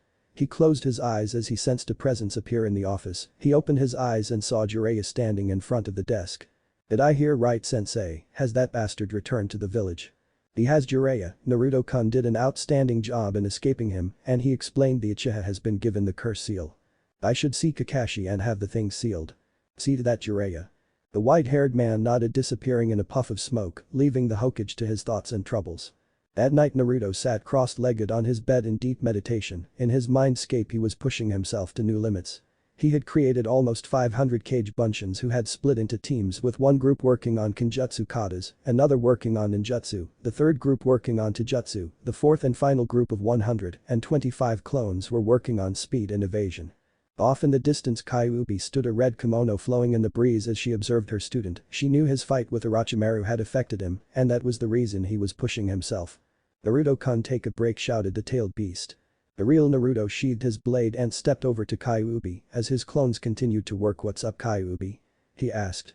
Naruto-kun, I know your fight with that snake bastard tested you, but you do not need to push yourself this hard this early. Naruto sighed, that bastard will face his day kneeling before the Shinigami, but the reason I'm training is not because of him. Then why, Naruto-kun? To protect those I care about, Kyuubi, to protect my village. The village my parents died to protect. That is my reason for fighting, my reason to continue. Kyuubi smiled at her student and container. He had such a noble soul in a world tainted by lies and deceit. Those are noble goals, Naruto-kun. As I said, I will help you achieve these goals. Just don't push yourself, okay? Naruto smiled, okay sensei. The tailed beast watched the blonde walk back towards his battalion of clones to continue his training. She knew he would have a tough road ahead, but if anyone could walk that road, it was Naruto. 4 days passed by the time the second test was complete. All of the Leaf teams had made it through, along with teams from AIM, Odo and Suna. Naruto stood on the balcony above a stone-flagged fighting arena. At the end of the room, a large statue stood overlooking the ring. Naruto was smirking and admiring his new threads. He had returned to his room one evening to find a set of combat boots, black cargo pants, a black vest, and a black and white knee-length leather jacket. The standard blue leaf headband now replaced with a black cloth version. He was awaiting the arrival of his team and sensei. That didn't take long.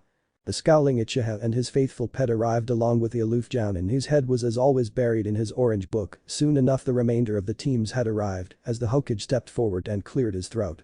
Congratulations on making it through the second test, however, as we have a higher number of participants than expected we must hold preliminary rounds to whittle down the numbers. Suddenly a sickly-looking Chunin appeared on the field. Hokage-sama, allow me to explain please, he said. Please do. Hate. 2 fighters will enter and battle until a winner is declared. Winners will advance to the Chunin exam finals, said Hade, directing everyone to the board at the back of the room.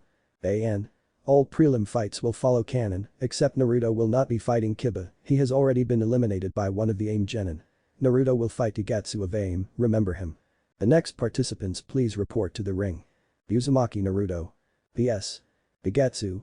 Naruto's eyes widened at the sight on the board as he read the name on the board. It was the same name of that mysterious AIM ninja he had met in the forest training ground. Naruto had ended his life, he had witnessed it with his own eyes. Naruto hopped the balcony and landed gracefully. The audience stepped forward to the railings to observe the battle. Show me your power, dope, so I can take it from you, thought the Uchiha. Meanwhile, disguised as an Odo Jounin, Orochimaru smirked. You interest me, Naruto-kun. Show me the extent of your abilities, thought the snake Sannin. Naruto faced his opponent, who was grinning like an idiot. Tell me. I watched you die, how are you still alive? Asked Naruto. Igatsu folded his arms. I was asked by my master to test you. I have not completed this task yet, said the genin. Naruto narrowed his eyes. Who is your master? Igatsu smiled, wagging a finger at the blonde. If you want answers to those questions, Naruto, you must defeat me, he said. Fine, have it your way, snarled Naruto, taking a fighting stance as Igatsu did the same. Pei then stepped between the pair and threw his hand down, calling out Hajime before he jumped away. Neither genin moved but stood motionless, waiting for the other to make the first move, the pair unwilling to upset the balance in the other's favor. Be careful, Naruto-kun, we do not know the extent of this one's ability, said Kyuubi. Understood. Meanwhile, up on the balcony, the AIM Jounin in charge of the team smirked, his arms folded as he intently watched the fight. The master will be pleased, he thought. Naruto had now had enough of waiting and disappeared in a flash, closely followed by Igatsu. The blurs of the light dashed back and forth, each strike leaving sparks in their wake. With one final hit, the pair skidded away from each other, eyes locked, one again taking a stance, Naruto awaiting Igatsu's next move. It didn't take long. Naruto ducked under a punch aimed at his head, then backflipped, avoiding a sweeping low kick. Using the strength in his arms, he pushed himself up into the air, his body righting itself, and unleashed a ferocious roundhouse kick. The heel of Naruto's boot catching Igatsu in the jaw, an audible crack could be heard, only for the AIM genin to dissolve into a puddle of water. Mizubunshin, thought Naruto. Naruto jumped backwards as a barrage of kunai rushed towards him. The blonde skidded across the stone floor, the muscles in his legs pushing to the side in a rapid change of direction, the kunai sailing past. Naruto reached inside his coat and pulled a single shuriken. He launched the single projectile towards Igatsu, his hands placed in a single seal as he called out his attack. Shuriken Kage Bunshin no Jutsu. One shuriken became 100 as they filled the arena. Naruto then windmilled his arms, energy gathering around his hands, before he thrust them forward, calling out.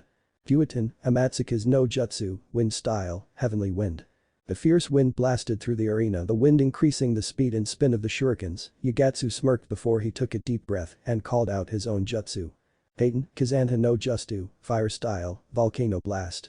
An intense stream of flame escaped Igatsu's mouth, quickly overwhelming the shurikens and further intensified by Naruto's wind blast. The flames changed from orange to white and rushed towards Naruto. Suiton, Sujinheki no Jutsu, water style, water formation wall. Naruto spat out a large stream of water in front of him. The white-hot flames made contact as the room was filled with steam, the combatants shrouded from view as the audience looked on in awe and admiration. From the balcony, one member of the audience grit his teeth in anger, his blood-red Sharingan eyes active, hoping to copy and many jutsu as he could. But was left empty-handed. Even though his could see the seals being created, his eyes simply would not copy them. Damn you, dope, why can't I copy your jutsu? Tell me why. Thought the Avenger. From his seat at the very far end of the room, Sarutobi was stoic, but his eyes betrayed his facade. He was deeply impressed with Naruto's performance so far, but there was something about the boy he was facing, along with the AIM team of ninja. Could they be in league with Orochimaru, thought the village leader. Pushing those thoughts to one side for the moment, he focused back on the battle as the steam cleared, revealing Naruto and his opponent to the audience once again. Bigatsu smiled, a huge smile gracing his face. "That was pretty good, Naruto-kun," he said, pulling a kunai from his belt and twirling it around his right hand. "It's not over yet, Baka. It will be soon, Naruto-kun. My master asked me to test you, to test your new abilities. He has been watching you for some time." "Bigatsu?" shouted the AIM Jounin, alarmed at the words spilling from his mouth. Naruto smirked. "It seems you was spilling secrets you were not meant to. It was my job to test you, Naruto-kun. My master decreed it that you be taken alive and bow before his almighty power," said Bigatsu, raising both hands into the air. "I bow to no one, now enough talk, let's finish this." "Fine." Naruto threw his right arm to the side as Shiroiku, White Lightning, appeared, then throwing his left arm to the side as his second katana Hisakikahe, Flaming Justice, materialized. Both blades hummed with energy as Naruto spun the blades deftly around his body. His chakra levels continued to build as a fierce wind howled around the Leaf Genin. The wind became so much the genin and their senseis had to shield their eyes. It continued to build, even the building began to shake. "What's Naruto doing?" shouted Choji. "Naruto-kun's flames of youth are exploding out," said the great green beast of Konoha, Might Guy Sensei of Team 9. "Is this his true power?" thought Sasuke. "That power will be mine," thought Orochimaru. "Mother shall have his blood, she screams to claim his blood," thought Sabaku no Gaara. Naruto spun his blade one final time before he disappeared in a flash of light that blinded almost everyone in the arena. Naruto appeared in a flash behind Bigatsu. The wind stopped abruptly as he sheathed his blades. "Notoryu. Hashira no Wai, two-sword style, pillar of light." As Naruto whispered those words, Bigatsu, now frozen stiff, a pillar of white light surrounded him. It then died down as plume of blood and mist sprayed into the air. The AIM Genin let go his final breath before he slumped to the floor. Naruto turned to face his beaten opponent as Hate stepped forward. "Winner, Uzumaki Naruto." Naruto walked towards the stairs leading to the balcony, his eyes locked with the AIM Jounin, who was staring right back. Naruto rejoined his team and smirked as he felt every eye on him, shocked at the display. At the end of the preliminary round, the Hokage assembled the winners down on the arena floor. Clearing his throat, he spoke to the assembled Chunin hopefuls. "Congratulations to you, now you have now qualified for the Chunin exam finals. We will reconvene in exactly 1 month, so take your time to train and come back and show us you are worthy of being Chunin," explained Sarutobi. But the Genin dismissed. Naruto locked eyes with Kakashi. The aloof Jounin closed his book and looked at the blonde. "I'll see you in a month, Kakashi-sensei." "Alright, Naruto, but please be careful and check in once in a while, won't you?" replied Kakashi, giving a single-eye smile. Naruto nodded and began to walk away, but was stopped by a hand on his shoulder that spun him around. His bright blue eyes gazed upon a similar pair, only these were charcoal-colored and filled with anger. "You going anywhere, dope?" "Not until you tell me where you got this power from," snarled Sasuke, his teeth clenched. "You want to know where I got my power from, team?" replied Naruto, a foxy grin gracing his face. "Yes, tell me," urged the Uchiha. Naruto gripped Sasuke's wrist, the same one that lay on his shoulder, before he buried his opposite fist hard into the Avenger's stomach. Sasuke bent at the waist from the hit, the air forced for his lungs. Naruto delivered a palm strike to the Sasuke's chest, sending him crashing into the wall at his back, the stone and cement cracking from the force. "There's your answer, team. Power is for the deserving, for the protectors of this world," snarled Naruto, "not for foolish little boys who only think of revenge." Naruto gave the knocked out Uchiha one final disgusted look before he disappeared in a flash of light, once again leaving onlookers shocked. "Man, Naruto sure has changed," said Choji, munching on yet another bag of potato chips. Shikamaru replied in his ever-bored tone. "Troublesome blonde," he said. "Ino had other ideas. I wonder what his issue with Sasuke-kun is," she said. "I have no idea, but come on, let's go," said Shikamaru. Teams 8 left with them, the ever-exuberant Kiba and his dog grousing at their loss, the every-stoic Shino saying nothing in reply. His worry got their badly injured teammate Hinata filling his mind. As the arena slowly emptied, Kakashi sighed and hauled up the out-cold Uchiha. He turned to face Sakura, who looked mad as hell about what Naruto had done to her beloved. "Sakura, I won't be around for a while. I've been ordered to train Sasuke for the finals. I'll see you in a month," said Kakashi as he puffed away in a cloud of smoke. "When I find Naruto, he's going to get such a beating though." The Pinket. Overlooking the village with the sun setting below the horizon bathing the village in a bright orange glow, Naruto sat atop his father's head on the Hokage monument. He was lost in thought over the events of the Chunin exams. "These exams have become so complicated," thought Naruto. "It wouldn't be your life without complications, Naruto-kun," replied Kyuubi. Thanks Kyuubi, you really know how to keep a person's spirit up, said Naruto. Well, you won't have time to mope around, Naruto, you have exactly 1 month to train yourself into the ground, said Kyuubi. What do you have in mind? I believe it's time to show the world your true power and reveal yourself as Namikaze Uzumaki, Naruto. I have a few techniques that might help with that, explained Kyuubi. Sounds good, sensei. Naruto then suddenly cut his mental link as he felt a presence appear behind him. He knew thanks to his abilities exactly who this was. Hey kid. Naruto continued to look out at the setting sun. Jiraiya of the Sannin, to what do I owe the pleasure, said the blonde. So everything Sarutobi said was true. Yep. Thanks to a few special friends they unlocked my soul, memories and bloodlines, memories of my family, my mother, my father. You taught my father, didn't you, said Naruto, a wistful tone to his voice. Jiraiya sighed and sat down next to the boy, both looking out over the village, a village they had sworn oaths to protect and would now work together. So you wish to train me, Jiraiya stated Naruto. Yes Naruto, I made a promise to your father and your mother that I would protect you. But I failed in task and I would like nothing more than to make that up to you, Naruto said, Jiraiya hanging his head low. We pay tribute to those no longer with us, Jiraiya, but living our lives to the fullest. I know what my father asked of you and I know thanks to those idiot counselors you believed I had died. But now we can put that all behind us and continue forward as master and student to bring justice to this tainted world, said Naruto smiling at the Sannin. Jiraiya smirked. It's as if Minato still lives on his son, thought the Sannin thinking of his former student. Thank you Naruto, we shall do this together to bring not only justice, but peace along with it, said Jiraiya with a clenched fist. So when do we start, Iro Sennin, said Naruto. Jiraiya laughed, then his mind registered exactly what Naruto had said and face faulted to the ground. The simple nickname Minato had given him meaning, perverted hermit. Don't call me that, brat, shouted Jiraiya. Sorry Jiraiya sensei, I knew my father would appreciate me saying that, said Naruto, sniggering behind a big smile. Ungrateful brat, muttered the Sannin. Both master and new student smiled before they laughed as the sun went down over the village hidden in the leaves. A new force had risen and one that would bring peace to the shinobi world, but what evils would they face along the way? The evil soon to rise and do battle with the light. The morning after the preliminary rounds had been completed, in a run-down apartment building, a pair of bright blue eyes slowly opened in response to the sunlight streaming through his window. Naruto slowly sat up in bed, revealing his ripped torso, perfectly toned and defined muscle hidden under tanned skin. Since he had unlocked his abilities, this was just one of the new traits his body had become accustomed to. His right forearm bore the symbol of the Phoenix clan and contained his katana Hisakikihei, flaming justice. His left forearm bore the symbol of the White Tiger clan and contained his second katana Shiroiku, White Lightning. Naruto stood from the bed, revealing a third tattoo that covered his entire back, the symbol of the Dragon clan. This contained his third katana, each weapon a gift from the clan. Across his shoulders, etched into his skin, were a set of perfect tattooed angel wings, the gift bestowed upon him from the Uzumaki clan and the source of their incredible lifespan.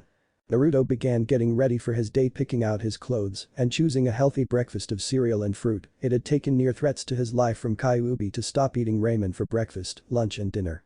Kyuubi went on to explain that ramen was the main reason he had been so short for his age. Naruto finished his breakfast and stood grabbing his leather jacket as he slipped his arms into the sleeves. The blonde moved towards his front door, only to come face to face with a Nico, cat, mask Anbu ninja who stood blocking Naruto's advance. Uzumaki-san, you have been requested by Hokage-sama to attend a council meeting, said Nico, before disappearing in a puff of smoke. Naruto sighed, stuffing his hands into his pockets before he disappeared in a puff of smoke. Naruto appeared into the council chamber of Konoha. A large cavernous room with a single long table and chairs lining its edge. He could hear shouts and raising voices of the numerous ninja and villagers sat around the table. Moments earlier, Sarutobi once again sat slumped into his seat. Why, you may ask? Because once again he had to listen to this council's incessant babbling about Naruto, about why he should be excluded from the Chunin exams, why he should be teaching Uchiha his techniques.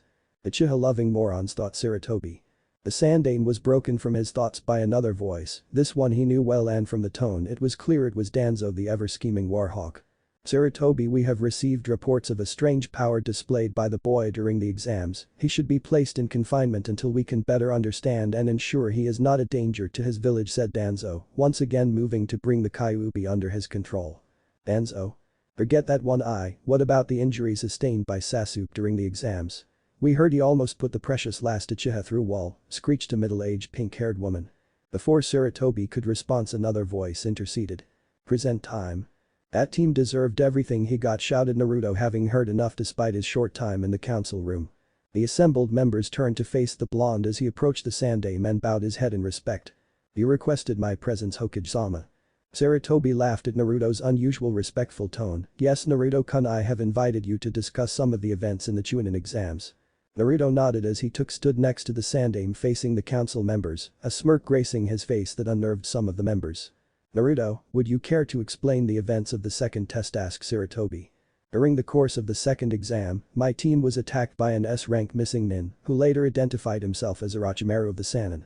He showed a vested interest in obtaining Uchiha Sasuke, clearly due to the fool's Sharingan," said Naruto addressing the council. "For what possible need would Orochimaru require the Sharingan?" asked Yamanaka Inochi, Ino's father and head of the Yamanaka clan. "He clearly wishes to obtain the Sharingan to fulfill his twisted dream of learn all the jutsu of the world," said Naruto. "That is a fair estimation," said Nara Shikaku, Jounin commander of the village and head of the Nara clan. "What are you people talking about? Sasuke-kun would never betray this village to that swine," screeched a voice, the older woman's pink hair, clearly identifying her and proving exactly who she was, Sakura's mother. "If you think that, then you're as misguided as your daughter," growled Naruto. "What did you say, Dem?" "Hokage-sama, is your law still in effect?" asked Naruto, a sweet tone to his voice. Yes. Yes, it is." "Excellent."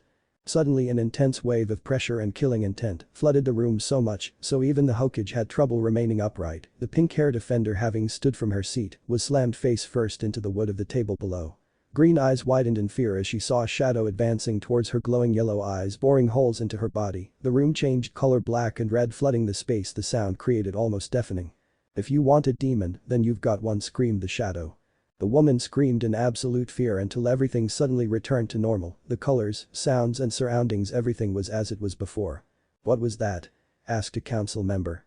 "I do not divulge secrets, I afraid," said Naruto, a foxy grin gracing his face. He didn't want to explain that the whole display was simply an elaborate genjutsu, powerful enough to even trick the Sharingan, much to Danzo's annoyance. "Hokage-sama, the threat posed by Orochimaru is too much to ignore. He clearly has a motive for appearing in the village. Now we don't know what that is, but we must be prepared," said Naruto. "Well," said Naruto, "you may leave. I don't think we of the council require anything further from you," said Sarutobi. "As you wish, Hokage-sama." "Actually, I have a question for you, boy," said Danzo from his position on the civilian side of the council. "I do not answer to civilians, bandage man. If you have a question you can direct them to Hokage-sama," said Naruto looking over his left shoulder. "How dare you, you will answer our questions, you filthy demon," said another civilian councillor, a merchant of the village and owner of many shops in the village, all of which refused Naruto when he was a child due to the Kyuubi. Naruto tightened his fist and disappeared in a flash before a splash to blood landed on the wooden table. The headless body of the merchant slumped to the ground. Naruto had appeared on the table in a crouch on his haunches, his blade held in a reverse grip with droplets of blood falling from the tip and landed on the table before. "Listen and listen well, I am no one's whipping boy anymore. You break the law, I end your life. It's as simple as that," said Naruto, hopping off the table and sheathing his blade. "By your leave, Hokage-sama," said the blonde before disappearing in a flash. "Man, I like that kid, he sure knows who to make the days interesting," said the feral Inyazuka Tsume, leader of the Inyazuka clan and Kiba's mother. Sarutobi smirked. "I call this meeting to a close," he said, standing from the table. The remaining council members filed out, some stepping over the dead body of the merchant as two Anbu appeared to remove the body. Danzo remained in his seat, his mind calculating the best way to either bring the Kyuubi boy under his control or eliminate him as a threat. "I must bide my time and find the perfect moment to strike," though the Warhawk before he departed, his scheming mind plotting Naruto's end. He just made the worst mistake of his life. Later that afternoon, Naruto was standing in middle of an empty training field, his eyes closed, focusing his energy. Suddenly 20 shadow clones puffed into existence and attacked their creator. Naruto threw his arm to the side as Shiraiku, white lightning, appeared. Naruto then proceeded to dispatch the clones in short order. His mind focused his attack swift, sharp and deadly. As soon as the original 20 were dispatched, the blonde created another 40 clones. Once again Naruto swiftly dispatched his attackers. Unknown to Naruto, he was being watched from a tree at the edge of the grassy area. Balanced on a branch was Higurashi Tenten, member of Team 9 and resident weapons specialist. The bun-headed girl had been so impressed with Naruto's kenjutsu skill, which he displayed in the exams, she needed to see his blades in action again. From his position on the grassy, the area strewn with shadow clones that were slowly puffing away in clouds of white smoke, Naruto could sense he was being watched. He could sense no malice or ill will coming from the observer, so they were not an enemy, but he wanted them to reveal themselves nonetheless. He reached down to his thigh holster and spun a kunai dagger between his fingers and launched it into the tree line. Tenten saw the bladed weapon at the very last moment and ducked, and it impacted with a thud into the body of the tree at her back. Rather than be a human pincushion, she jumped from her hiding spot and landed in the grassy area. Naruto smirked before sheathing his blade and facing the young girl. "Ah, Tenten-san, were you watching me by any chance?" asked Naruto. Tenten blushed slightly before shaking her head clearer. "No, I wasn't, but I saw you training, and your swords are such beautiful pieces, I wanted a closer look," she said. Naruto folded his arms, rocking back on his heels. "Well, if you wanted a closer look, all you had to do was ask. What do you say to a friendly spar?" he said. The hopeful expression appeared in her eyes. "Really, you want to spar?" she asked. Naruto nodded. "Sure, it's kind of hard to find a good sparring partner, and with Zabuza-sensei always out of the village on some mission, it's hard sometimes, you know." Tenten smiled before pulling a giant sword from her scroll and taking a stance. Naruto joined her, taking his stance. Shiroiku, White Lightning, appeared once again. "What are the rules?" asked Tenten. "No body contact, guard break wins a point," replied Naruto. "Sure, you ready?" "Are you?"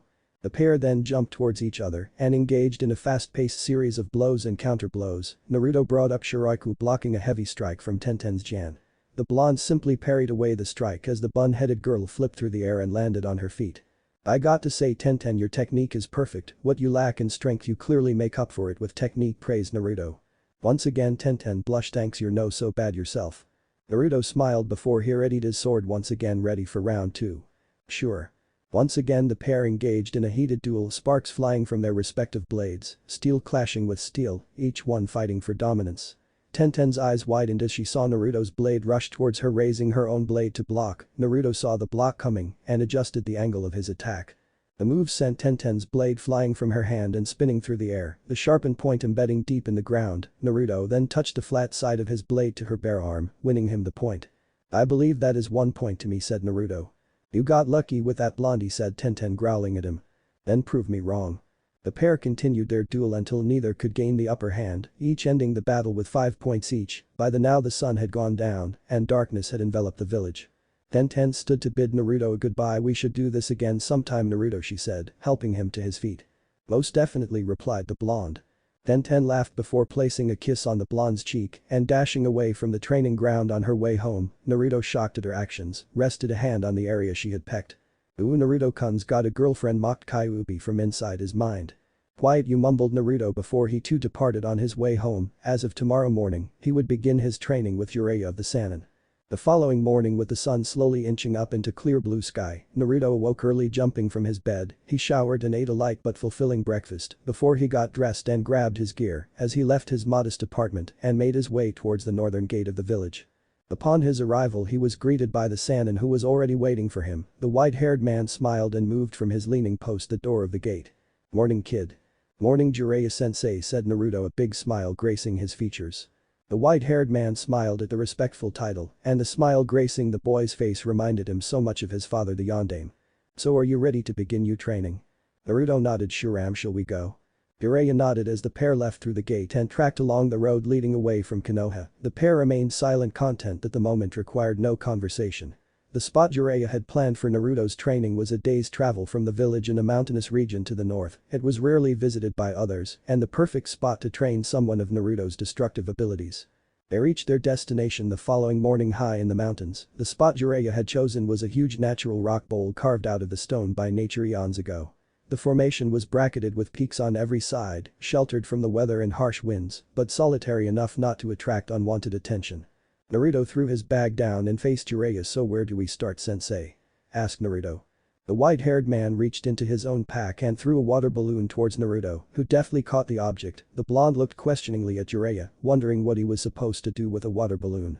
"Mind explaining, sensei?" Jiraiya laughed at the boy's confused expression. "Naruto, the technique I'm about to teach you was created by your father, a power technique known as the Rasengan. The water balloon is your first step in learning it." Jiraiya stopped talking abruptly when he heard a pop and a splash to water land on the ground. Naruto, his mind quickly deducing the technique required all the while Jiraiya was talking, had popped the water balloon with chakra alone. The task was designed to control the water inside the balloon, with chakra alone sending the water inside in multiple different directions, emphasizing rotation. "I've got to say, kid, you are real quick study," said Jiraiya, throwing another balloon towards Naruto, who once again caught the object. Naruto nodded and placed the water balloon in his hand, and in no time at all the object burst once again, sending water splashing to the ground. Jiraiya had Naruto practice this dozens on times, each time with the same result. Patch burst again. Alright Naruto, next step. Jiraiya reached into his pack again and threw Naruto a rubber ball this time. I understand, first step gain rotation, second step increase power, said Naruto smiling as he began the process. Jiraiya narrowed his eyes at the boy. Are you sure you not read up on this before, Naruto, he asked. Nope, access to memories doesn't necessarily mean access to techniques, sensei, quipped Naruto as the rubber ball in his hand rippled and bulged with the movement of chakra. Right, sure, cheeky brat, mumbled Jiraiya. Both sensei and student continued this process the rest of the day until the time came to complete the toughest part of the process, to combine the first and second to create the spinning destructive ball of chakra known as the Rasengan. Naruto stood in the center of the bowl formation and extended his hand, chakra energy swirling in his hand and forming a perfect sphere of power. Jiraiya watching with rapt attention at this amazing feat. It had taken the boy's father nearly 3 years to develop the technique. It took a week for he himself to learn it, but this boy, this very special boy, had learned it in just one day. Incredible. Naruto focused his eyes on the target and dashed forward, leaving a trail of dust in his wake. He jumped and thrust his hand, embedding it deep into the rock face. He called out. Rasengan. The ball of power blew apart large chunks of the rock face and sent a cloud of dust high into the air. The resulting shock wave even knocked the white-haired Sannin from his seat. The dust cleared as the Sannin righted himself and saw Naruto once again standing in the center of the bowl, a goofy grin on his face. How was that, Jiraiya-sensei? Shouted Naruto. Jiraiya sat eyes wide and jaw hung low in absolute shock at this boy who not only learned the Rasengan in one day, but had perfected to a much greater degree than even him or maybe even his father. Naruto, it was perfect, absolutely perfect, well done, Jiraiya shouted. Naruto smiling folded his arms and rocking back on his heels, happy with his accomplishments and achievements, especially considering the technique was designed by his father and had taken him 3 years to create. You know he got the idea from me, right, said Kyuubi. Yes, I know, not like you haven't told me that more than once in the last 24 hours, Kyuubi replied, Naruto dryly through his mind. I'm making sure credit is paid to the correct people, replied the great beast. Naruto shook his head and didn't respond to Kyuubi's statement as Jiraiya approached, still clapping. So what now, sensei, asked the blonde. The white-haired Sannin smiling fondly and handed Naruto 3 scrolls. Taking the objects from his hands, Naruto regarded them with confusion. What are these, Jiraiya-sensei? He asked. Naruto, it's time you learn a few things about your parents and bloodlines they passed on to you and the power you have been gifted, said Jiraiya cryptically. Naruto nodded and walked over to a nearby rock. He opened the first scroll, eyes widening at its title. Duration no Jutsu, Flying Thunder God Technique. It was the very technique that made the Yondaime Hokage Namikaze Minato the fastest ninja to have ever lived, the very technique that granted him his deadly nickname as Konoha no Kairoi Senki, Konoha's Yellow Flash. Originally created by the Nidaime Hokage through the use of a seal formula, it allowed the user to mark a specific target or object, then traveling through a void in space appear instantly at that given location. Naruto looked at Jiraiya shocked. Why was he being given this? What had he done to deserve the scroll containing details of a Hokage's signature jutsu? Sensei, why have you given me this? Asked the blonde. Jiraiya laughed. Because your father would have wanted you to have it, Naruto. Oh, I remember when Minato and Kushina told me they were pregnant with you, they were both so proud. They would even more proud of you now, Naruto, to see the man you have become. I think it's time that you continue your family's legacy, and this can be your first step, said Jiraiya. Naruto didn't respond. His head hung low as fat tears escaped his shimmering blue eyes. Water droplets landed on the dusty ground. He missed his parents, both having been stolen from him. But he made himself a promise that he would make them proud and worthy enough to bear the name of Namikaze and Uzumaki. Naruto placed the Hiraishin scroll gently on the ground and picked up the second scroll. He smiled as he read the title of the open document. The Namikaze clan bloodline Gonjin, the 5 rings. Naruto sat and absorbed all of the information contained within the scroll. The Gonjin, or 5 rings, allowed absolute mastery over the elements of ninjutsu. However, there were different stages that Naruto was not previously aware of. The second stage was known as Gonjin. Sashire, the 5 rings. Element soul, it allowed the user to become the pure embodiment of a chosen element. Be that fire, water, earth, wind, or lightning, and grant the user enhanced abilities while remaining in this form. However, it only allows a user a set time limit of 30 minutes in each. The most powerful and final stage of the Gonjin was known as Gonjin. Tokukai, the 5 rings. Endless release, it allows the user to combine all the elements into their body, increasing their power tenfold. But much like Sashire, this form allows only 15 minutes of use due to the immense strain placed on the body. Naruto looked up from the scroll to see that Jiraiya had fallen asleep and night had descended over mountains. Naruto had been so engrossed in his reading, he had lost track of time. Feeling tired himself, he placed the scrolls away before grabbing his own sleeping bag and tucking himself in to grab some shut-eye. Sleep came quickly. For the next 29 days Naruto worked himself tirelessly in strengthening his abilities. For the goofball that Jiraiya often portrayed, he was a damn slave driver when it came to training. At the end of each day Naruto could barely move, his chakra levels low, his muscles screaming in protest when resting Kyuubi would take over training within Naruto's mindscape.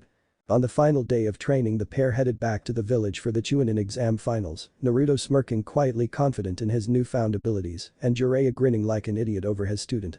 It was time to reveal Namikaze Uzumaki Naruto to the world. In Konoha for the last week nobles and dignitaries had been arriving looking forward to the coming events. In the stadium from his seat on the royal balcony Sarutobi stood from his chair and walked towards the railing. He was starting to get worried as Naruto had not returned and he was in the first match facing Hyuga Neji. Pushing those thoughts to the side for a brief moment he spoke into the awaiting microphone. "Ladies and gentlemen. Welcome to the Chunin exam finals. Today we will bring to a close the event that sees Genin strive to become Chunin, to see if they have the power, spirit and strength of mind to be put forward for promotion. The matches will begin shortly and we shall keep a keen eye of those who have what it takes. Good luck to you all." Sarutobi reported back to his seat as another dignitary arrived, flanked by 2 guards each bearing the mark of Sunagakur no Sado. The Yondaime Kazekage had arrived after accepting an invitation from the Hokage. "Ah, Kazekage Dono, I trust your trip wasn't too arduous," said Sarutobi jovially. "No, it wasn't, Hokage Dono, once again thank you for the invitation," replied the Kazekage taking his seat beside the Hokage, flanked by his guards. Unknown to the Hokage, the Kazekage was an imposter. It was actually Orochimaru in disguise who had arrived to put his plan into action. The crowd cheered on the Hokage's words. Meanwhile in the crowd the Konoha genin that unfortunately did not make the finals were watching with their senseis. "So do you think Naruto has a chance against Neji?" asked Kiba. "I'm not sure, but the way he dispatched that Aimnin in the preliminaries sure does give him hope," said Shino. Hinata was silent as his teammates discussed the object of her affection. He was worried for him. Neji was very strong for his age, and master of Juken. Would Naruto stand a chance against her? She wasn't sure. Still nursing injuries from Neji's severe beatdown of her during the preliminaries, she hoped Naruto would be okay. "I think Naruto's got this in bag," said Ino from seats further down. That teammate. "You think so?" replied Choji, munching on yet more potato chips. Sakura sat with time, had other ideas. "Naruto Baka has no hope in beating Neji. How can the dead last hope to beat someone like him?" she screeched. Down on the arena floor a bandana wearing Takubetsu Jounin appeared, a silver senbon needle clenched between his teeth. "Alright, I'm sure and I shall be proctor for the final exam. Will Hyuga Neji and Uzumaki Naruto report to the arena?" shouted Genma. Neji smirking appeared on the area floor, his hands stuffed into his pockets, confident he would be putting the blonde idiot in his place. So misguided. However, after several minutes Naruto had yet to arrive. Genma looked towards the Hokage wanting clarification on what he should do. Sarutobi signaled 1 more minute as the Jounin nodded in response. "Uzumaki Naruto has 1 more minute to report to the arena. Fool, those who defy fate often fail," thought the arrogant Hyuga. Suddenly an intense wind blew through the arena, blocking everyone's vision as a shadow then began to fall from the sky, dropping rapidly to the ground below. The shadow landed in a crouched position, his fist buried into the dirt, standing to a full height. The wind died down to reveal it was Naruto, still grinning with glee that he had hopefully arrived in time. "Oi Genma-sen, I'm not late am I?" asked the blonde. Genma smirked. "No Naruto, you had 10 seconds to spare. Are you ready to begin your match?" asked the Jounin. "I was born ready," replied Naruto, his leather jacket moving in the slight breeze that remained following his arrival. Neji smirked at the blonde's words. "So you decided to show up, fool, your mere presence here, simply delaying the inevitable. You will lose and kneel before me," said Neji. "Why don't you let your actions speak for your foolish mouth?" Hyuga growled. Naruto, his anger had not been tempered since his time away, memories fresh from what this arrogant fool had done to his own cousin in the preliminaries rounds. "My actions will speak volumes, fool, the fates have decreed it," replied Neji, taking the classic Juken stance. "Enough of your fate mumbo jumbo, we each make our fate, and if the only way I can teach you that, Hyuga, is by spilling your blood, so be it," growled Naruto, taking his own taijutsu stance. "Alright, enough trash talk, fighters ready," shouted Genma as he raised his hand into the sky above Hajime. He finished before jumping clear and out of danger. Neither competitor moved at first as cold blue eyes stared into lifeless white ones. Naruto shifted his right onto his front foot and disappeared in a flash, reappearing above and behind Neji, his fist reared back. Ready to strike the first blow. Naruto hung in the air, his fist at the ready to strike from the blind side of the arrogant Hyuga. He grit his teeth, trying desperately to keep a lid on his anger for the genin. Naruto fist now mere inches from the Hyuga's face, only for it to stop, held back by an invisible force. Neji smirked as chakra swirled around him. He then spun his body, a dome of chakra encircling him as he called out. Pain. A signature technique of the main Hyuga family and only taught to its members, meaning Niji's use of it as a branch member was highly irregular, the shock of this evident by the face of Hyuga Hiashi, who was seated in the crowd with his youngest daughter Hanabi. "Kusama, isn't that?" whispered Hanabi. "Yes, the signature of main house," replied Hiashi. "Niji, how strong have you become?" privately through the clan head. Naruto smirked as he skidded back across the ground before standing to his full height. Niji was stopped his spin as his chakra dome disappeared. "Interesting for you to utilize the Kaiten, the signature technique of the main family. Do they know you have this ability?" asked Naruto. Niji glared at the blonde. "I'm stronger than any of the main branch. I have nothing but hate for those fools, and I will prove myself to them." "And you, Uzumaki?" growled Niji. Naruto narrowed his eyes. "To live a life driven by hate is no life at all, Hyuga. You are blinded by it, and you will pay the price before this day is done," said Naruto, his voice devoid of all emotion. Niji smirked. "The fates have already foreseen you defeat at my hand, Uzumaki. You would do well to heed their call." Naruto took his stance, closing his fists. "I was never too good at following orders." TCH. Naruto smiled before he disappeared in a flash. Niji stood ready in his Jaiken stance as Naruto reappeared behind him once again. His chakra-covered hand struck Naruto, only for the blonde to disappear in a puff of smoke. Naruto flashed in right in front of Niji, crouched low, his closed fist covered in chakra, rushing at close range as the blonde called out. Dasoku. Nenshifushi, high gear, burning knuckle. Naruto fist became enveloped in dense chakra and impacted Niji's chest. The hit sent the Hyuga rocketing across the arena and impacting the concrete of the wall at its edge. The crowd was instantly shocked into silence at the incredible hit delivered by the supposed dead last had landed and overpowered the Hyuga genin with mere taijutsu. Niji fell from the impact crater high above the ground in a heap. His entire body ached, his chest heaved, fighting for breath as he spat a glob of blood onto the ground. "This proves my point, Hyuga, that there is always someone out there that is stronger, faster and just better than you. Fate is something that guides our lives. You are correct in that statement, but it only guides us based on the decisions we make. This day you made the decision to underestimate your opponent, and you have now paid the price. You need to step back and look at your surroundings, rather than dwell on the past, on the decision of a man who made the ultimate sacrifice to protect his own blood," said Naruto. Niji's wide eyes widened. "How did you know that?" he whispered. Naruto smirked. "I just know things, and I'm sure your father did not want you to grow up hating and turning your back on the family he gave his life to save. Put your faith in Hinata-chan, place your support in her, Hyuga Niji, and help her achieve her dream of changing the Hyuga clan for the better." From the crowd, Hinata blushed at Naruto's praise for her. Hiashi hung his head in shame over the events that had led to this moment. Niji then slowly dragged his tired body back to a vertical base, focused his eyes on the blonde before a smirk overtook his face. "I have never heard such pitiful words from a fool who knows nothing about what it's like to grow up alone, to know hatred simply for being born on the wrong side of a fabled house," snarled Niji. Naruto narrowed his eyes. Clearly his words weren't getting through to the foolish Hyuga. Naruto tightened his fist, his eyes glared at the arrogant fool. "You should think before opening your foolish mouth, Hyuga. No, I'm going to show you the error of your ways," Naruto growled before he flashed out. Niji stood ready. Naruto rushed in, he sending the Hyuga once again flying towards the arena wall with a thunderous kick, only this time the branch member had used substitution, turning into a block of tree. Naruto turned and ducked under a vicious Jaiken strike. The blonde then extended his leg, burying into the boy's stomach. Niji coughed, trying to force air into his depleted lungs. Naruto pushed his entire body up using one arm and drove both feet into Niji's face, sending him flying into the air. His limp body landed and skidded across the dirt. Meanwhile, up in the crowd, murmurs and whispers were rampant among the masses. A Hyuga was being overpowered with nothing but taijutsu. The mere thought was unheard of, but a display was being put on, and it was shocking to say the least. From the Hokage's box, a disguised Orochimaru dressed as the Kazekage was observing the fight with glee, a sickening smile gracing his face hidden behind a white cloth that obscured his face. "That is excellent, Naruto-kun, show me more, show me your abilities," thought the Sannin. "Hokage Dono, that blonde is very impressive to overpower a member of the Hyuga clan with simple taijutsu," said Orochimaru as the Kazekage. Sarutobi smiled. "Yes, well, Naruto has always been one to surprise people," said the Hokage. "I should think so, I've trained him after all," said another voice. Both the Hokage and Kazekage turned to see the Jiraiya had joined them in the Hokage's box. The Gama Sannin smirked as he stood next to Sarutobi. Orochimaru's eyes widened at the arrival of his former teammate. "Jiraiya, what is he doing here?" he thought. "So how's the kid doing, sensei?" asked Jiraiya. Very well indeed. Jiraiya chuckled as he cast his vision to the arena to observe his students fight. Naruto stepped calmly towards the fallen Hyuga who was struggling to his feet as he spat a glob of blood to the ground, his Byakugan active as glaring at the blonde as he growled at his opponent. He knew his eyes allowed him to see every movement the blonde was making, but his reactions just simply could not keep up him. Can you see the error of your ways, Hyuga? What are you babbling about, Uzumaki? Naruto smirked. Can't you see that as long as you hold hate in your heart, you cannot hope to defeat me?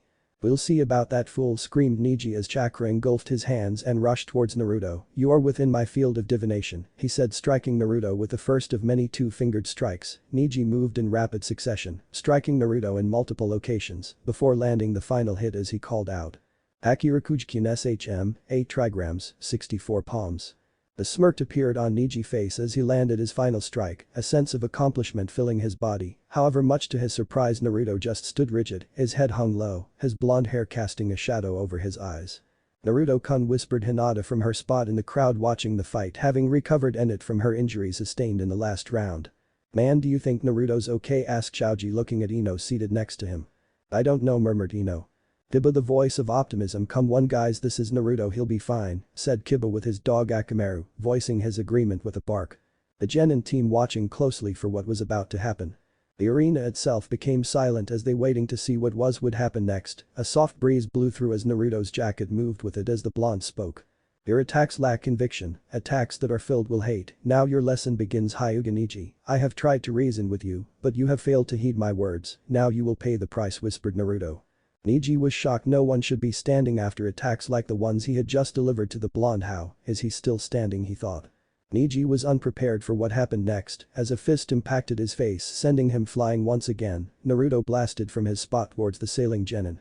Naruto appeared in front of Neji's flying body and blasting him in the other direction with a solid kick. The blonde gave chase, once again appearing in front of the Hyuga as he gave him a hammer blow with both fists, sending his body thundering into the ground, smoke rising from the crater. Naruto, almost floating above the hole in the ground that contained Hyuga Neji, flashed through a series of hand seals before he called out. Raiden, Rikuyu no Jutsu, lightning style, lightning strike. Naruto raised both hands as the sky above darkened as two large streams of lightning streaked down and converged in Naruto's hands. The blonde then thrust them down as two concentrated beams of lightning energy impacted the ground. The arena was filled with smoke following the large explosion. Seconds later the sky above cleared as did the smoke as Naruto slowly drifted down to the ground, his white jacket moving the wind. The blonde then stepped towards the now large crater that had formed in the arena floor. Laying the middle was a beaten and bloody Hyuga Neji. None of his injuries were life-threatening but certainly hurt. Naruto would never intentionally hurt a fellow ninja of the leaf short of the foolish Uchiha, but it didn't stop him from teaching the Hyuga lesson. Your lesson is complete, Hyuga Neji. You must place your faith in Hinata because for all that you did to her, she still loves you like a family member should. Because if she hopes to change the Hyuga clan, she will need your help, that I can be sure of. Naruto then turned and walked away from the fallen Genin. Why do you care so much? Gasped out the injured Neji. Naruto turned and looked over his shoulder. Because I too know what it is like to have a life of loneliness, to have a life where hatred is the only emotion you experience. But unlike you, Hyuga Neji have risen above the hate, gathered friends and loved one to guide me on my journey, and now you must do the same if you wish to have a meaningful life. Remember, Hyuga, hatred only begets more hatred and it will consume you unless you let it go and step into the light, said Naruto, walking away for good. Genma smirked as he appeared back on the field. Winner, Uzumaki Naruto, he shouted as medic teams rushed towards the fallen Hyuga. The crowd went wild at that tremendous match. Naruto smirked as he raised his hand in victory. Up in the Hokage box, Jiraiya was going nuts at Naruto's display. Hahaha, way to go kid, he shouted, much to Sarutobi's amusement. That boy could be a problem for my future plans if he remains alive, thought Orochimaru. The invasion proceeds as planned. His final thought as he made a small hand signal to his agents embedded in the finals crowd. It was time for the next match. Authors note the finals remain canon. Kankuro forfeited his match against Shino as planned. Shikamaru lost his match against Temari. Now it remains to see Gaara vs Sasuke. Subaku no Gaara floated down to the arena on a cloud-like formation of sand as stepped stoically towards the middle of the arena floor. Would Uchiha Sasuke please report to the arena, shouted Genma. Minutes passed as the foolish Uchiha failed to appear, much to the displeasure of the awaiting crowd. From the Hokage box, Sarutobi looked displeased at the delay as he called one of his guards closer. Tell Genma Uchiha Sasuke has one more minute to the report or he forfeits his match, said the village leader. Hi Hokage-sama. The guard relayed the orders to Genma, who once again raised his hand. Uchiha Sasuke has 1 minute to report to the arena or he forfeits, said the Takubetsu Jounin.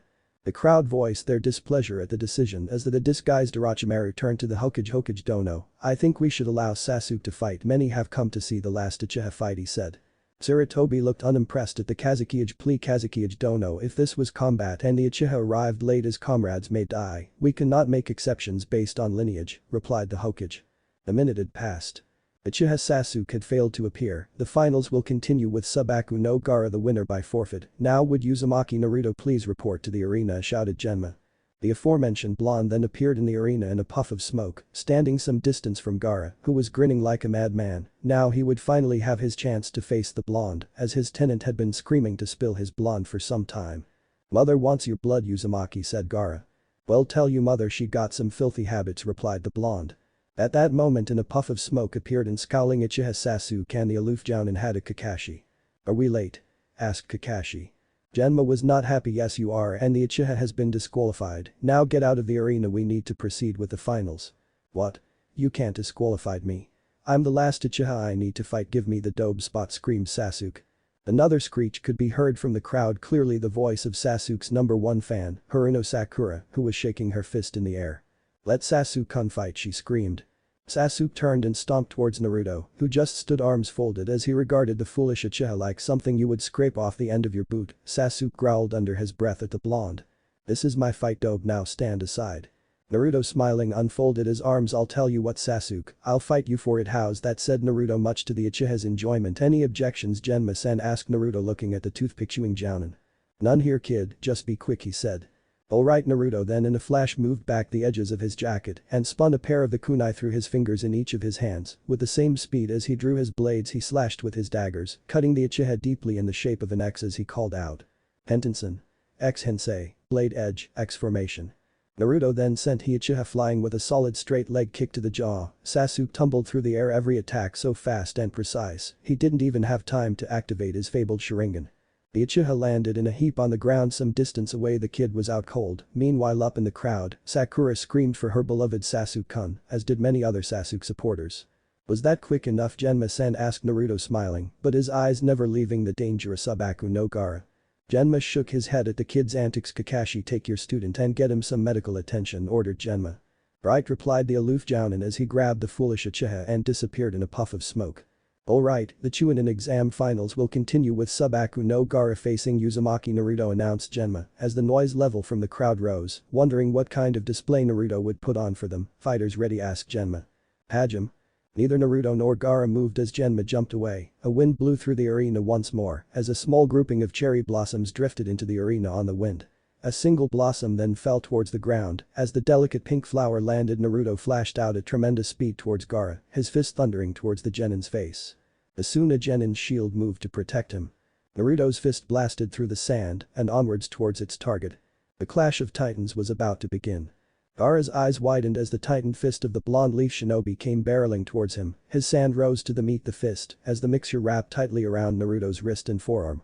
However, much to the surprise of the emotionless demon container, Naruto's arm continued to inch forward, pure strength fighting against the subconscious ability of a tailed beast. You are going to need to do better than that, Subaku no Gaara, said Naruto as his left hand moved in continuous motion, making one-handed seals. This came as a shock to many as one-handed seals were considered an accomplished feat for even seasoned shinobi. Up in the Hokage's box from his seat, Sarutobi, smirking, Naruto still found ways to impress him. That boy, thought the aged village leader. Orochimaru had another idea. As Kukikuku, this boy will make a fine container and I will be able to harness his strength and power, thought the snake Sannin. Back down in the arena, Naruto completed his final seal as a yellowish energy gathered around the fist currently locked in the sand's grip as he called out. Rain, Arashihu no Jutsu, lightning style, storm cannon. The concentrated beam of lightning energy blasted from Naruto's fist enveloping Gaara at point-blank range. A giant explosion filled the arena as smoke flew up the walls and into the sky above. The remaining two Sand siblings rushed to the railing from the viewing gallery, worry for their brother increasing by the second. Temari screamed into the shroud. Gaara, she shouted at the top of her lungs over the noise of the attack. Soon enough the smoke cleared as Naruto stood in the center of the arena, his white jacket moving the intense wind his attack had created. Some distance away, Gaara stood to his feet, his sand-like armor that covered his body was covered in holes and cracks. That armor of yours is impressive, Sabaku no Gaara, to still be standing after taking a full shot at point-blank range, said Naruto, once again his hair shrouding his eyes in shadow. Uzumaki Naruto, I will prove my existence by bathing in your blood, growled the Tsunejinshi.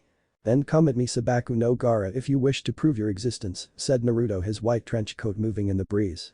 Gaara folded his arms as the large amounts of sand escaped from his now uncorked gourd. The mass of sand moved under the complete control of Gaara, who then ordered the thick arm of sand towards Naruto as it moved rapidly. Naruto backflipped, avoiding the sand barrage. The blonde continued to duck, dive and dodge the limitless amount of sand. Naruto then jumped aside, skidding across the dirt-covered ground. He looked left and right as two identical arms of sand rushed him from both sides. The Leaf Genin then skidded backwards, once again avoiding the hit as his hands rushed through a series of seals before he called out. Peyton, Makeka no Jutsu, Fire Style, Hellfire.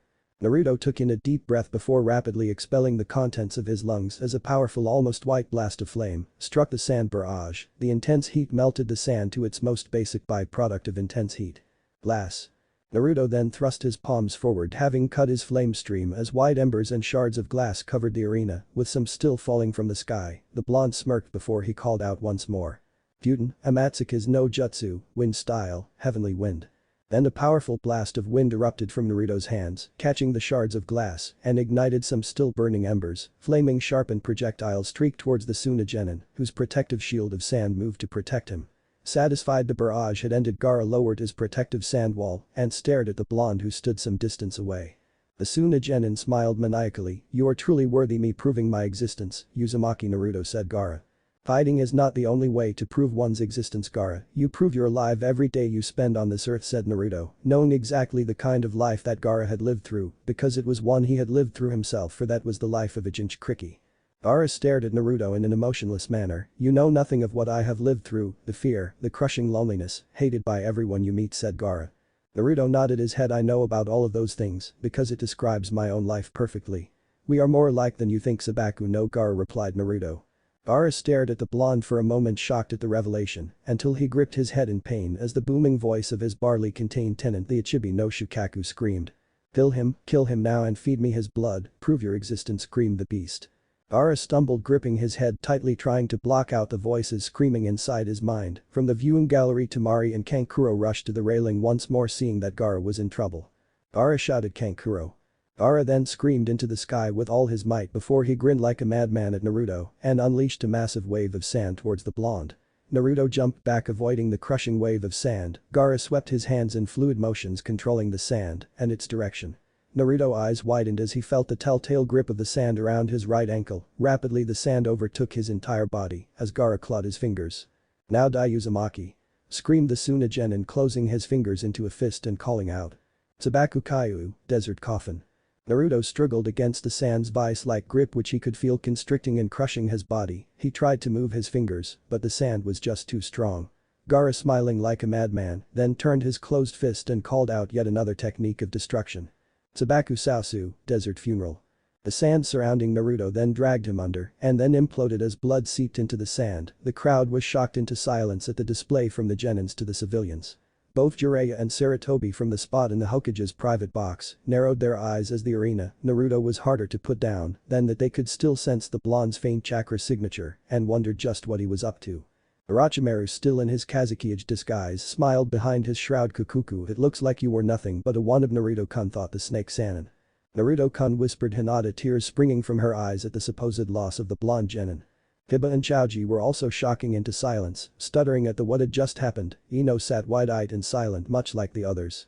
Silence still reigned over the arena as Gaara returned his sand to his protective gourd and turned, walking away. Suddenly clapping from heard, breaking the quietness of the arena. This wasn't clapping from the crowd as the Tsunejinin turned to see a smirking blonde leaning against the arena wall, smirking at him.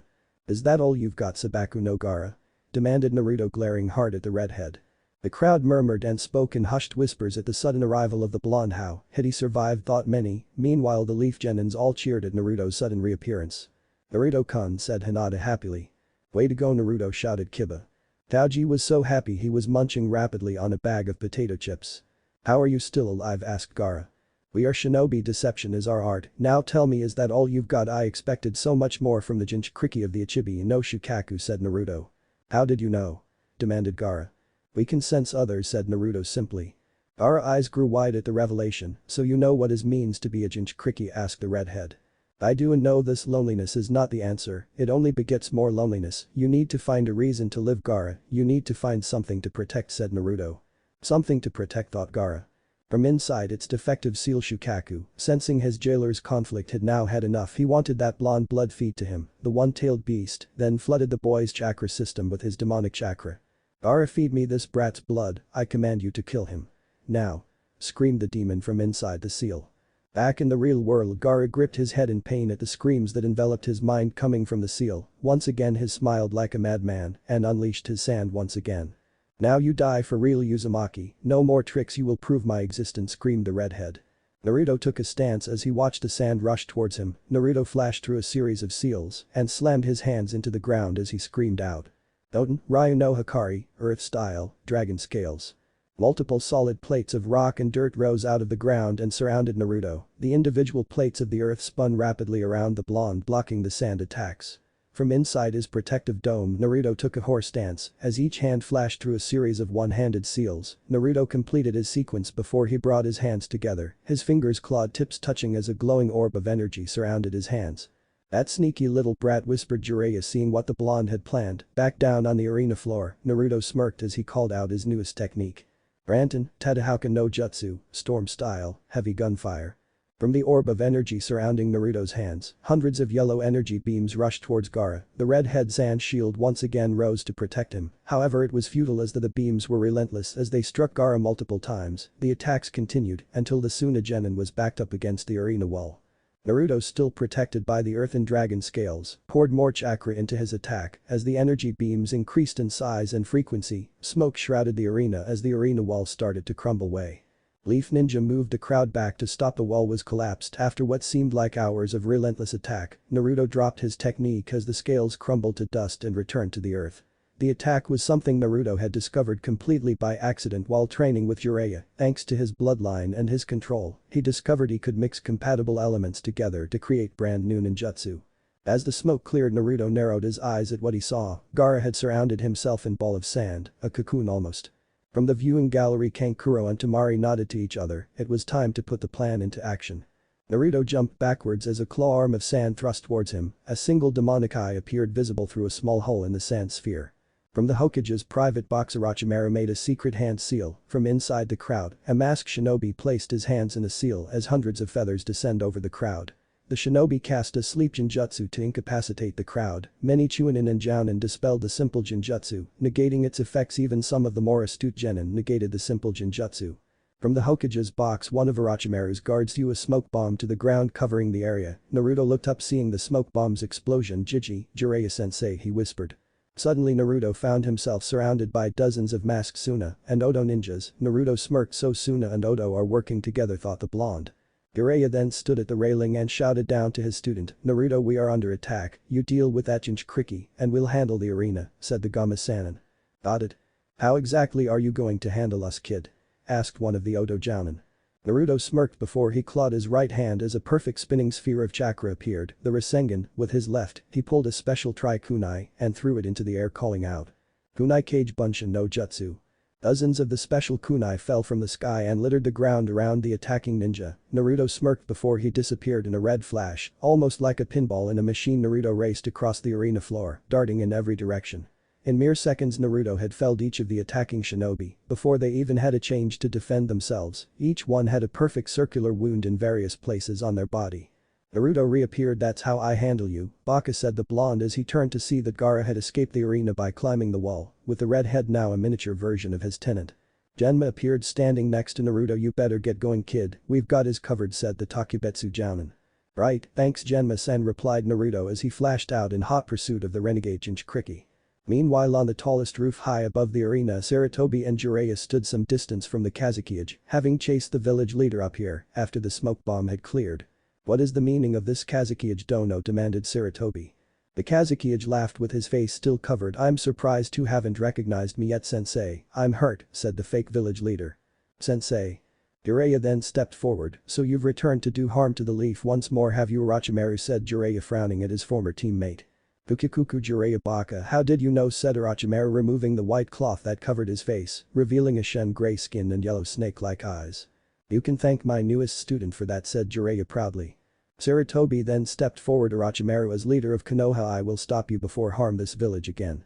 You can try, sensei, along with that perverted ex-teammate of mine, but you will fail, and the leaf will burn before this day is done, replied the snake-san, and bring up the shield, he ordered, as 4 shadows sprung from their Suna-guard disguises and placed themselves at each corner of the roof. Shishi engine. The large violet chakra barrier then covered the entire roof and stretched into the sky, now no one could get in or get out. I would hate for us to be disturbed, said Orochimaru with a shrug. The 3-cage level of shinobi then stood squaring off 2 protectors and 1 attacker, each stood ready preparing for battle inside the barrier.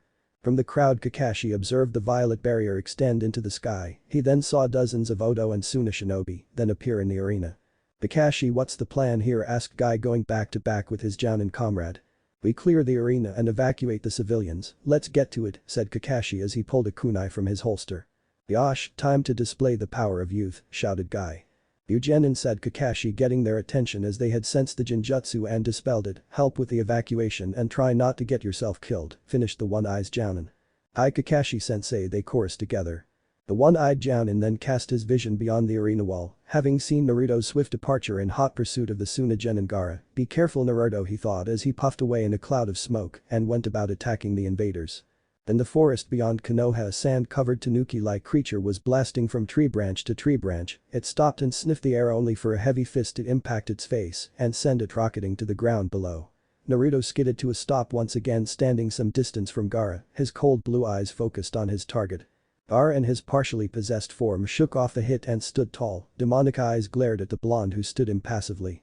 Uzumaki, have you come to die, growled Gaara. No, Gaara, I've come to stop you before you do any damage to Konoha, replied Naruto. Gaara in his demonic form smirked, sharpened teeth, showing your pathetic village is no interest of mine, Uzumaki. I have come to prove my existence, and I shall when I drink you blood from your crushed and broken body, snarled the beast.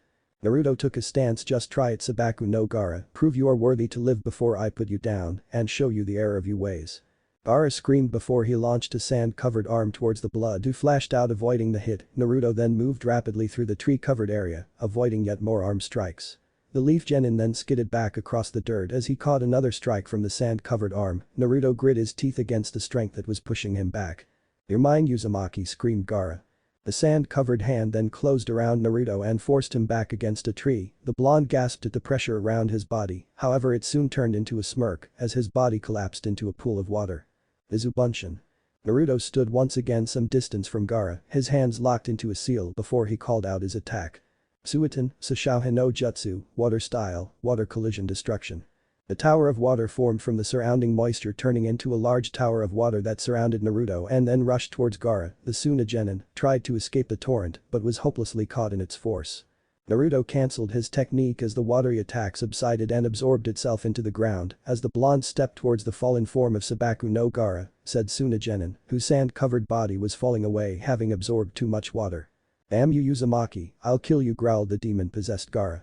Wake up, Gaara, wake up and look around you, snarled Naruto. You scream of recognition, you strive to be acknowledged for who you are. I know what that feels like, I know what it's like to be forgotten simply for containing a tailed monster, said Naruto.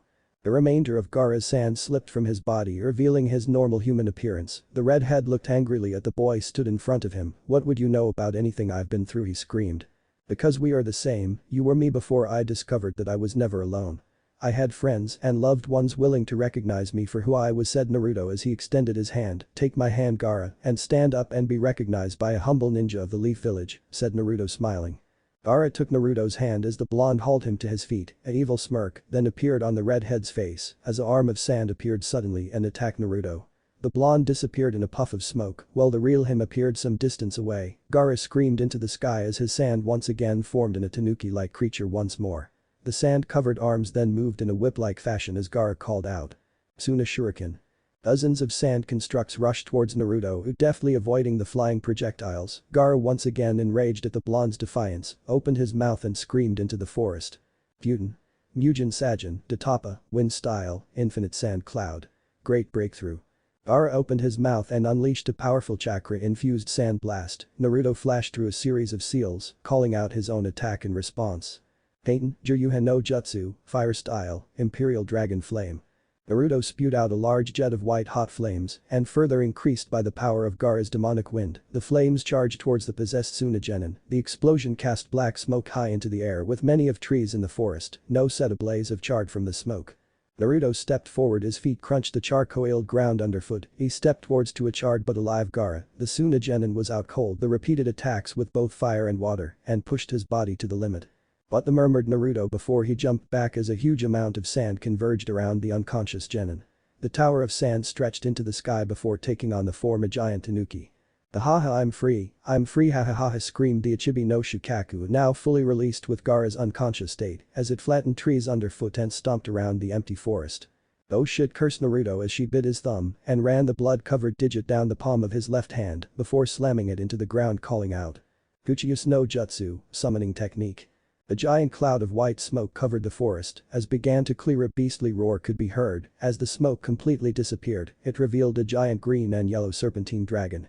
The mighty dragon unleashed a huge roar as Naruto landed on its head, its clawed legs dug into the ground as it stretched its body into the sky. Naruto-kun, for what reason have you summoned me, asked the dragon. Ryuka Dono, my village is under attack and we now have a tailed beast rampaging around, I need your help to stop it, explained the blonde. Tailed beast, you say? You certainly have some interesting battles, Naruto-kun, but as High King of Dragons I cannot allow this injustice to continue, I will help, said the mighty dragon. Kyuubi then spoke from inside Naruto's mind. Naruto, you need to wake that kid up, as long as he remains asleep the longer Shukaku remains in control, said Kyuubi. Understood, Kyuubi, replied the blonde. Shukaku then turned, having seen the dragon appear, and noticing the blonde perched atop its head, he smirked, knowing he would still get to bathe in the blood of his enemy. Ooh, dragon, I'll enjoy stripping the flesh from your bones, screamed Shukaku. Ryuka did not take kindly to this insult. Try it, demon filth, I will end you and roast your dead carcass over my imperial flames, snarled the mighty dragon king. From inside Naruto's mind, Kyuubi did not take too kindly to such an insult. Hey, who you calling demon filth, said the Nine Tails. Shukaku, having enough of the conversation, inhaled deeply before he blasted out numerous chakra-infused air bullets. Ryuka maneuvered his body around the bullets as they passed harmlessly by. The Dragon King then spun as its scaly tail smashed into the sand demon's chest, knocking him into the ground. Ryuka then opened his giant maw, a ball of fiery energy gathering in the empty space before the summoned beast called out. Raipu, Keonrashi no Jutsu, Dragon Art, Heat Storm. The Dragon King unleashed giant blast of fire from its mouth which washed over the entire area. Shukaku stood to its feet, its sand-covered hands trying to hold back the torrent of flames, but the heat was simply too much as its hands started to turn to glass. Once the flames have died down, you need to get in there and wake the kid up. Once he's awake, Shukaku should retreat back into its seal, explained Kyuubi. Right, replied Naruto through the mental link. Ryuka Dono grabbed at him now, ordered Naruto atop the dragon's head. Right, said Ryuka as he cancelled the fiery attack as its clawed hands gripped the arms of the charred demon who was howling in agony. Naruto-kun, do it now, shouted Ryuka. Naruto jumped into the air and sailed towards the unharmed and asleep Sabaku no Gaara atop Shukaku's head. Gaara screamed, the blonde, as he reared back his fist and thrust it forward and impacted the left cheek of the Tsunagenin. Wake the hell up, screamed Naruto. He followed through his attack and awoken Gaara as Shukaku started to scream once more. What the hell, I just got here, shouted the sand demon before his body completely disappeared. Gaara, his energy entirely depleted, fell towards the ground, his limp body crashing in a heap. Naruto landed on Ryuka's open clawed hand before he jumped and fell towards the ground, landing a small distance from Gaara. How is he so strong? What's his secret, thought Gaara as he turned looking at the blonde. Sabaku no Gaara, I'm sorry that it had to come to this, I'm sorry that I have treated a fellow Jinchuriki this way. But I needed to show you the proof that living to protect others can give you strength beyond your wildest dreams. Gaara, you have people in your life that love you, and you must strive to protect them and live for something. Protect them, murmured Gaara. That's right, take from someone who knows, and I would like to offer you this advice as your friend, said Naruto, smiling. Friend?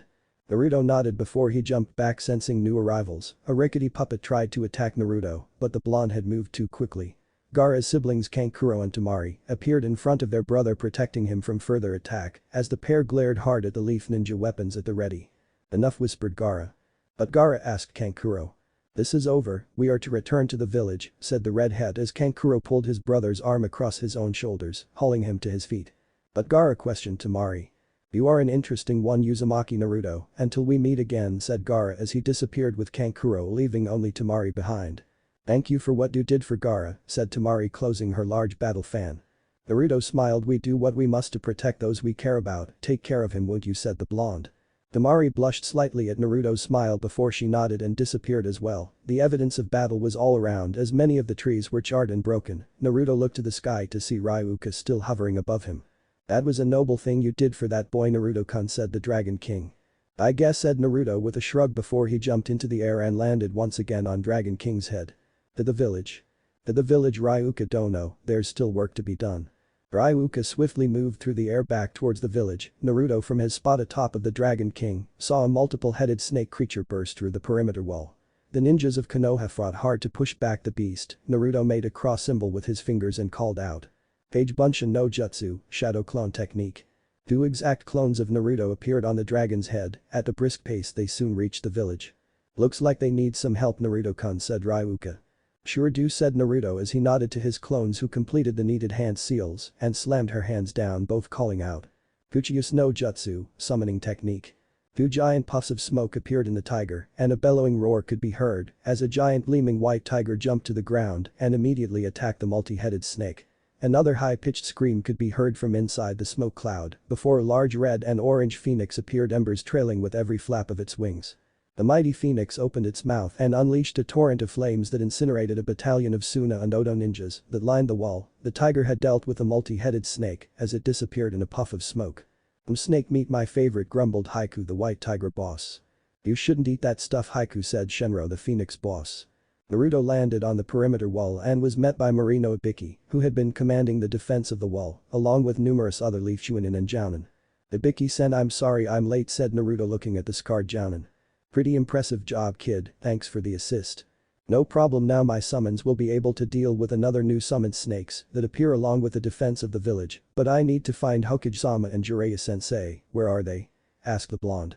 Ibiki directed Naruto's attention to the large violet-colored object that stood above the arena roof. Both Hokage-sama and Jiraiya-sama were last seen engaging at the stadium. You want to help, kid, you best get over there, said Ibiki. Ryuka Dono, can you give me a lift, asked Naruto to the Dragon King. Sure, Naruto-kun, hop on. Shenro Dono, Haiku Dono. Please assist with the defense of the village and destroy any new snakes that appear, Naruto shouted to his other summons. We've got this covered, Naruto-kun, don't you worry, replied Shenro. Nom. No problem, Naruto-kun, replied Haiku. Naruto smiled as Ryuka moved swiftly towards the violet-colored structure. Naruto's blue eyes observed a chakra construct covered almost the entire roof. With no clear way in, Naruto had to think of another plan. The blonde could barely make out the shadows inside the construct. Looks like there is no way inside, Naruto-kun, said Ryuka. Looks like, but I'm starting to get used to doing the impossible. Naruto stood up, his white coat moving in the wind as dragons circled the arena. Naruto jumped towards the barrier and reared back his fist as chakra gathered around the closed appendage before he called out. Hisoku. Kaioken Shindu no Jutsu, High Gear, Giant Impact. Naruto threw his fist forward as a long beam of energy exploded from the blonde's fist and struck the barrier, shaking its very foundation from the force. Moments before Naruto's attack inside the barrier, Orochimaru smirked as he approached the fallen forms of Jiraiya and Sarutobi. Jiraiya grit his teeth as he raised his head and glared at his former teammate. You will not win, Orochimaru, even if you kill us, said the Gama-sanin. Orochimaru laughed as he was joined by the ghostly figures of 2 others. Through the use of an S-rank kinjutsu known as Ito Tensei, he had revived the Shadame and Nidame Hokages at their original power and their personality suppressed by paper tags implanted in their heads. Kukikuku Jiraiya, so misguided, the leaf will burn once I've dealt with you and Sarutobi, said the Snake Sanin, sneering at Jiraiya. Suddenly the entire roof shook with tremendous force as the violet barrier shattered into a million pieces. Orochimaru's guards, who were stationed at each corner of the barrier, were sent flying off in different directions. What the, shouted Orochimaru seeing his barrier shattered. Naruto, having successfully broken the barrier, narrowed his at the Snake Sanin. The blonde placed his hands in the seal. Before clawing his fingers, a ball of yellow energy gathered between them. He called out. Branton, Tadahauken no Jutsu, Storm Style, Heavy Gunfire. Multiple beams of yellow energy exploded out of the energy ball and converged on Orochimaru and revived the Hokages, who jumped back to avoid the attack. Naruto landed in front of Jiraiya and Sarutobi, his cold blue eyes glared at his new opponent. That's enough, Orochimaru, your invasion has failed and you will die before the sun sets, so why don't you make this easy on yourself and surrender, said Naruto. Kukikuku Naruto-kun, don't make me laugh, chuckled the Snake Sanin. I'll make you swallow that laugh into my new team, snarled the blonde. I don't think you know exactly what you stepped into, Naruto-kun, said Orochimaru, directing the blonde's attention to the revived Hokages. Naruto's eyes widened as his blue eyes caught sight of the Shadame and Nidame. "You monster, how could you do this?" snarled Naruto. "Bukikuku, now it's time for you to die, Naruto-kun." The emotionless shells of the former Hokages then rushed towards the blonde who took a stance. He was prepared for what happened next. Jiraiya, seeing his student and what was about to happen, shouted, "Naruto!" He screamed. Naruto stood ready, his eyes narrowed, his lips drawn in a thin line. He was about to have the fight of his life, and it would take everything he had to come out on top. What if Naruto is neglected by family tiger summoner? End here, and thanks for watching my video till the end.